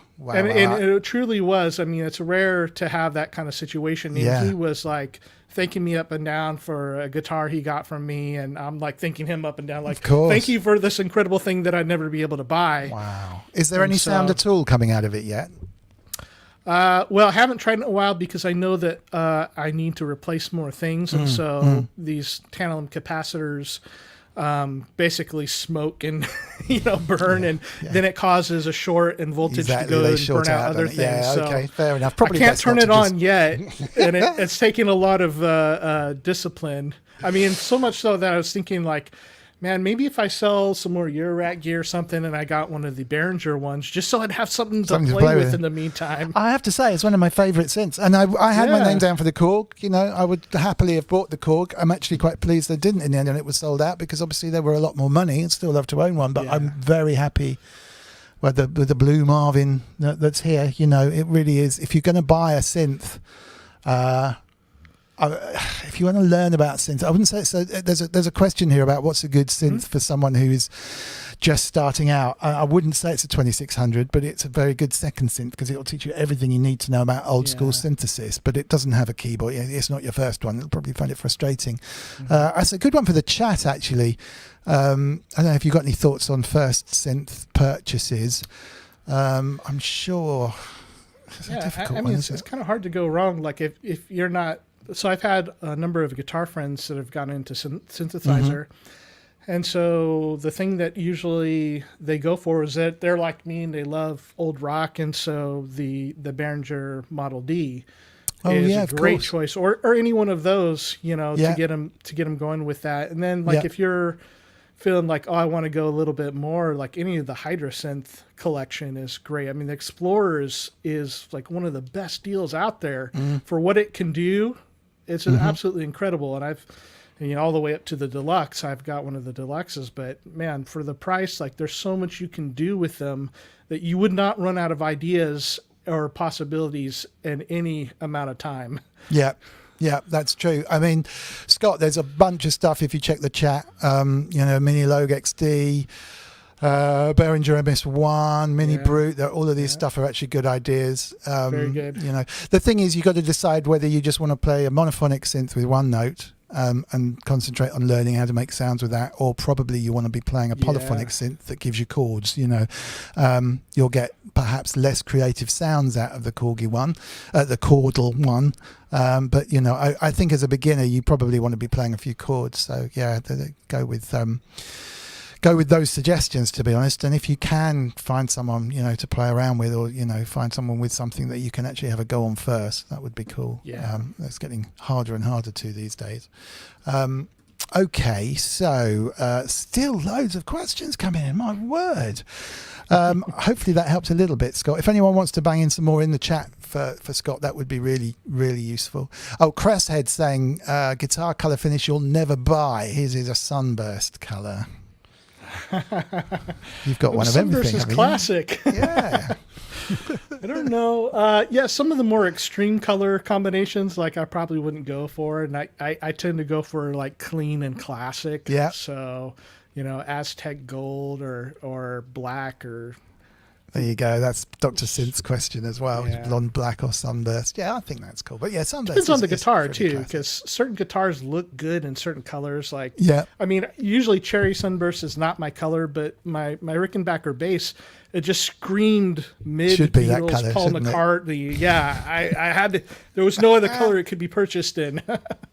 Do you own or have you ever owned a guitar synth or guitar synth style pickups that you played around with? Yeah. I've had a couple of the Fishman triple plays, and I have one now somewhere.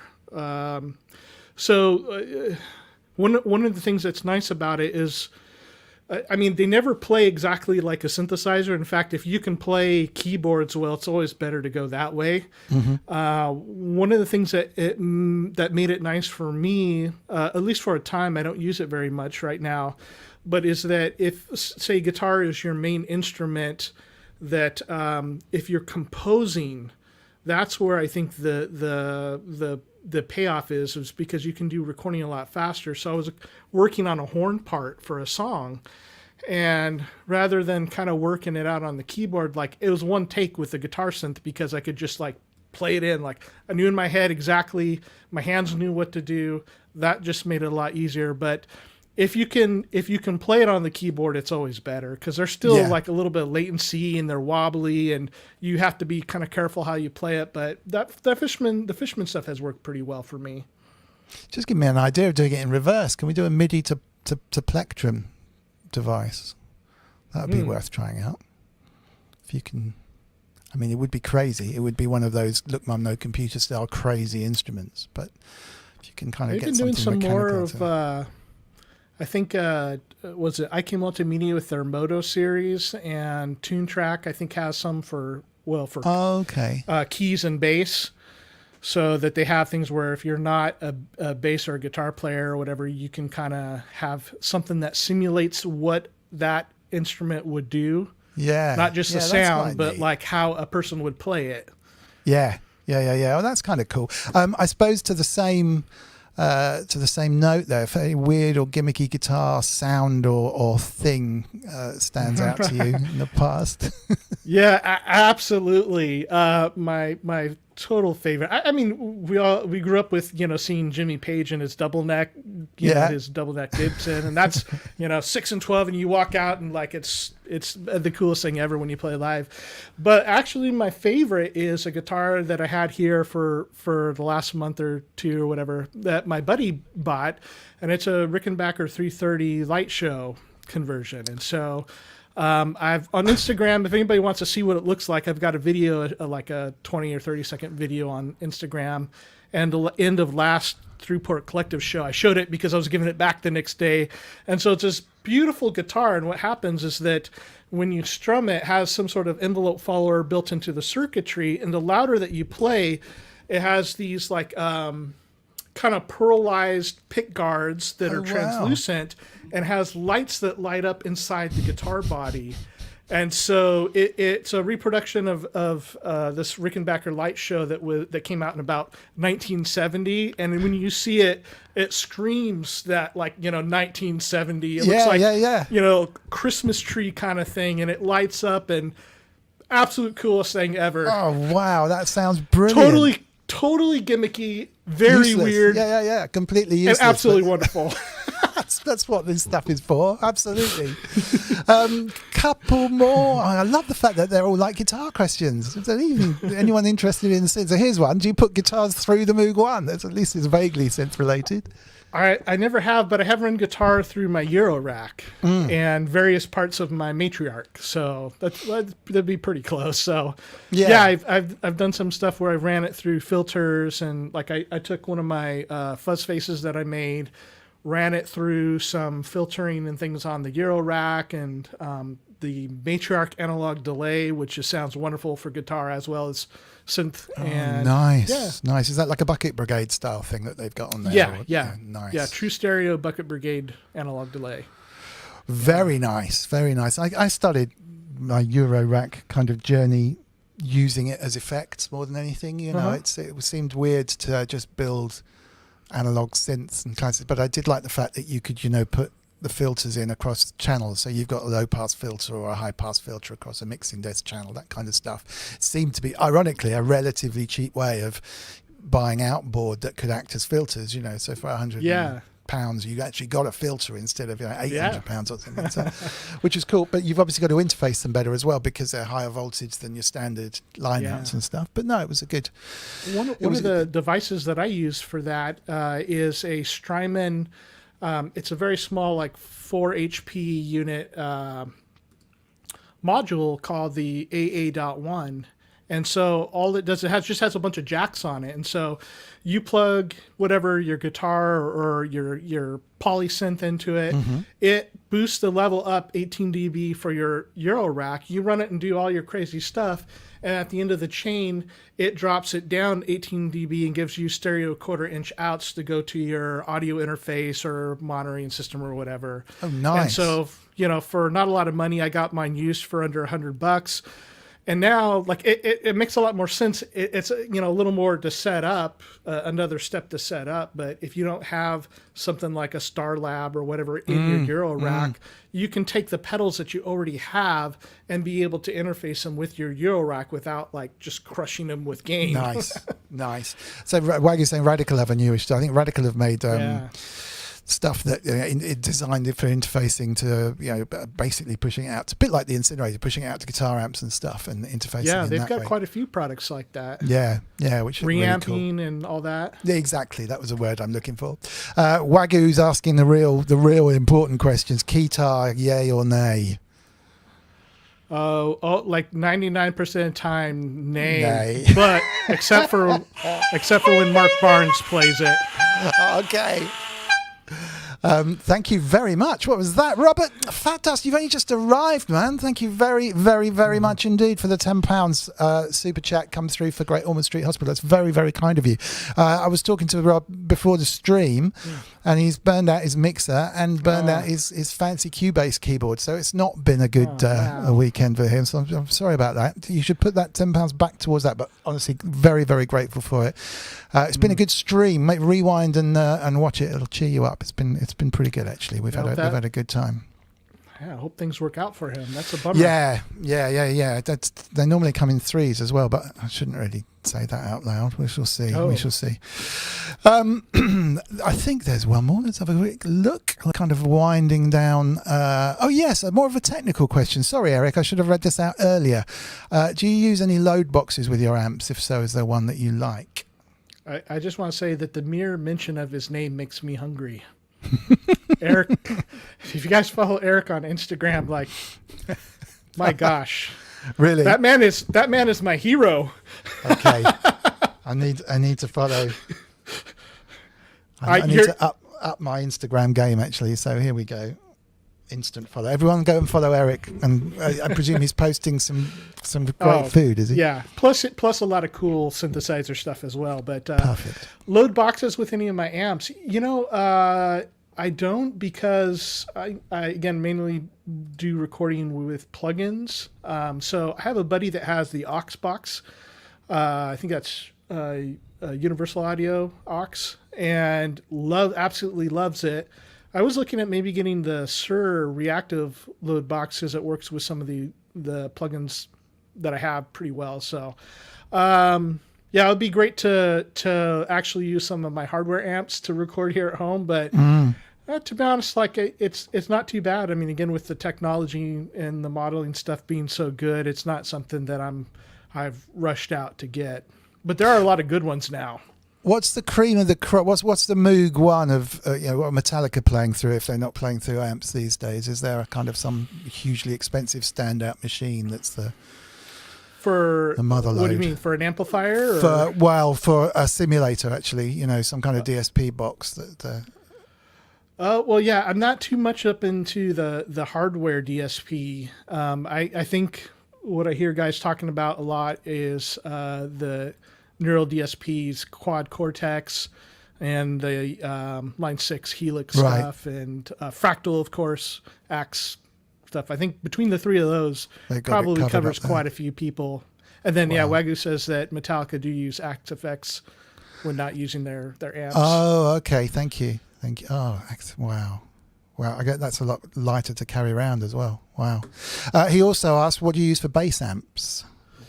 I just have a little kind of tinier Ampeg. I like the Ampeg sound, and the one I have is nothing special. I would love to have a vintage flip top, but to be honest, like I haven't played bass live in a long time. Always doing guitar stuff. So my wife plays bass and drums, and so she's usually the one that does that. And so if we need to, we take the little Ampeg out. But all my bass recording is in the box with like the pulsar modular climax and amplitude, and usually one of those. Wow. What's a 2 Notes Torpedo Studio? Is that a bass amp that Waggo's saying? I think it's in the same conversation. It's 2 Notes make cab modeling, and they have a piece of hardware that, again, it's a speaker load box that also sends it to your computer. Yeah. Okay, that makes sense. Oh, Kemper is a word. Yeah, I remember Kemper. Yeah. That's the exercise. Okay, cool. I know nothing about all of this, but it just seems to have come on leaps and bounds as you say, in the last few years to being just insanely brilliant. I remember seeing it was a really good documentary on U2, which was kind of a backstage kind of behind the scenes on the tour, filmed by on handycams, and they showed the room under the stage where the guitar techs were, and they had a database of songs, because they don't play the songs in the same order, or they might just call out a song in the middle of it and you'd have to look it up, switch the pedals and hand the guitar out, and everything had to be changed. It looked like a complete nightmare actually, but it was proper stuff. With right, hang out number 4, right, switch this over, and just looking at the amount of equipment and guitar just on the guitar side they had under there, it was like, this is just incredible, and to try and keep on top of that, it's like, it wow. is. That but is, what a luxury! What a luxury to be the guy on stage. Oh, we're going to play this one now, and hold your hand out. Okay, ready. Yeah, and some guitar players, Brian May or something, he's got the one guitar that he plays for 99% of the time, except for one song. There's another guitar, and if he breaks a string, maybe a third guitar. Yeah, like nothing, just that one guitar. 3 amps and a few effects. That's it. Nothing else. And then on the other side is the Edge, and he brings like 40 something guitars on tour, and he's got 2 refrigerator sized racks of gear, and then the amps. Yeah, and a guy with a database on his laptop that Dallas Shue. That guy has a tough job. Right. Wow. I think, him and Grace Griffin together they're just like the most stressful people. Not, the most stressed people, or should be. But, you know what I mean? Robert Fat Dust, and also Magic Box at the same time saying Kemper is the same guy who made the Access Virus. Wow. That's brilliant. I didn't know that at all. Wow. Well, they obviously do it right, because the Virus sold bucket loads and kind of changed the music scene quite well, and Kemper as well. So fantastic. See, this is where we need to bridge some gaps with synth players and guitarists, and like, hey, let's work this out. We're all in this technology stuff together. Yeah, and absolutely. We have the common enemy of drummers and singers. So. Oh man, drummers and singers, they're the worst. Oh, we can't go there. We really can't go there. I think it's probably drawing to a close. Sorry, Rob Fat Dust, but you're going to only catch the last 10 minutes. But we're ticking past 9 o'clock. We've made a ton of donations, which is fabulous. Thank you so much for that. I didn't run today a big thank you video, because we ran a lot last time with Nick, and we also gave away those books, which were just amazing. So congratulations to 10 Mil and to Armando for winning those 2 books last week. And like I say, the total we were before today was literally nearly $7,400, £6,200-ish pounds. So that was brilliant. Steve, we've got his, we showed you that, didn't we? So Steve is actually homegrown. I didn't realise, I should have realised, but Steve Rauer, whose image that we, Lula May did the painting of, is our wonderful homegrown, one of the best named people in the chat. And I think that's pretty much it for today. So I'm not sure who's coming on next week, but it's been absolutely brilliant. It's really nice to talk about guitars as well for a little bit afterwards, and just that whole thing, because like going back to what we said at the beginning, every guitar makes fundamentally the same sound before you've plugged it into anything, and it's a very basic single sound, and from that, with the amps and the pedals and the cabs and the mic techniques, you can produce this vast array of guitar sounds. And what we rely on with keyboards is we kind of take what's coming out the back of the keyboard. It might have effects on, or we add some effects afterwards, but we are completely limited by the presets that go on within the synth, whereas I'm not sure whether we should be. I think, if you can plug that synth with a very simple sound in on the front and use the same effects that you use for guitars, I think it could be quite creative. So bridging that gap between the two, I mean, you're in a prime position because you've got all those effects and you've got the synth and the guitars, but I don't think many people do that so much. So it's got to be worth an explore. Yeah, and one thing that I hear a lot in the synth world is that I can't use factory presets. I got to do my own thing and it's got to be different. It's like, how many great tracks have been made with a Les Paul and a Marshall, and that's it. I mean, essentially the same sound but different players. And that's where things, the player really comes into. Totally. It could be Billy Gibbons or Eric Johnson or Jimmy Page, and they're all making such different great music that'd be the one thing that I think there's so many things that guitar players could learn from synth players, but that'd be one thing that could go the other direction. It's like, stop worrying about being so like special and individualistic, because most of the great music is using relatively simple sounds, and you don't want to get too complicated. People bragging about they're using 20 mod sources on one sound. It's like, you gotta plan it out to where, if you're going to do complicated effects, you better make your synth sound be very simple, or vice versa. You don't have to have everything blown out all the time. Totally. To make good music. 100%. And how many great tracks have been made with a Lin drum? I mean, honestly, without even changing those, it doesn't matter. It's how you use them. No, I'm completely with you. In fact, I was just saying Prince was using factory patches. I mean, those drum sounds and everything. It really doesn't matter. I would suggest perhaps that you get your mic out and record them back into your system, or stamp your name on them in some way rather than just taking them and sticking them. Just make them move. I think that's the thing, especially if you're making kind of long form dance music where you've got 16 bars of a pad going on. Change something, wiggle something on the pad, just make the whole thing move a little bit, make it exciting, wave a mic around in front of the speakers and mix it back in, anything really, but that makes it yours. It just gives it. And there's no reason that the preset has to be played as is, which is what you're alluding to. It's like, take a sound that's good, and whether you made it or somebody else made it doesn't matter. Like, give it a massaging to fit in your song. Totally. That's a great way to do it. Totally. All right. Well, listen, what a fantastic guest. Thank you so much for all your time. It's honestly, and it's great to catch up, admittedly live in front of everyone else. I mean, but we haven't really chatted properly, for a long, long time. And I've a huge respect for you and what you do, which is utterly brilliant. So thank you very much for your time. You're very welcome to come on anytime you want.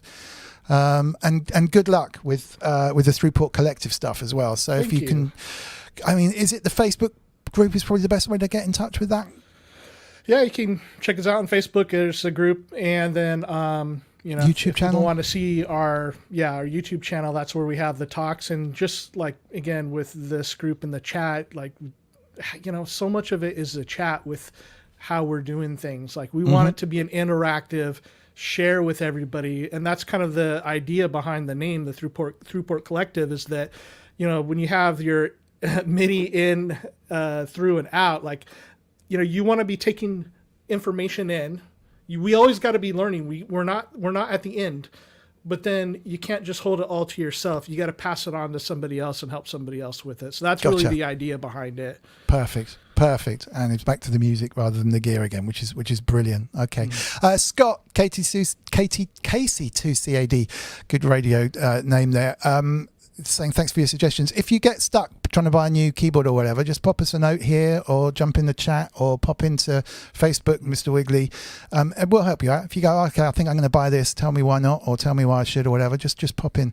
Waggoo's posted the Thru Port Collective YouTube channel in the chat now, which will also stick underneath the video when it gets run through. And please do smash like, subscribe if you haven't. If you enjoyed this, we do this every Sunday, and there should be next week, I think, a couple of actually non-live videos going out with some kit that I've been working with. I keep saying that, but I did say last week, but it's going to be next week, so I think we're on course for that, which should be cool. Thank you again. Thank you so much. Thank you to everyone in the chat, all the donators, all the supporters. Thanks to the new moderators. Thanks to Inky in her absence.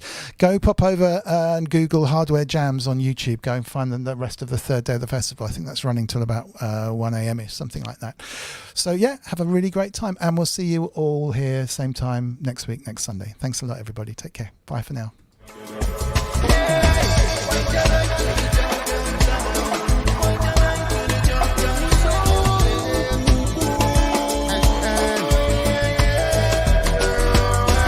Urbanist connect so with the earth vibe. Link up the harmonized, left the termite. But beyond obsolete blessings, a birthright. To live a life which a la in a side worldwide. Cosmic love energy, I go herbicide free, organically, me say worthwhile. Watch the way one of you term points in terms of definitions and long termites. Yes, I check the eye. One side is defined by one side the other. I.e. I am an ideas man. I assign too much of the qualities of my child. Who's free if I'm talking like there's two of me? One is a construct, one is a creativity. The supreme one, all encompassing information in and of itself, most definitely. Another life infinitely, most life infinitely. Beyond the scripture, niceness can be. Blessed be.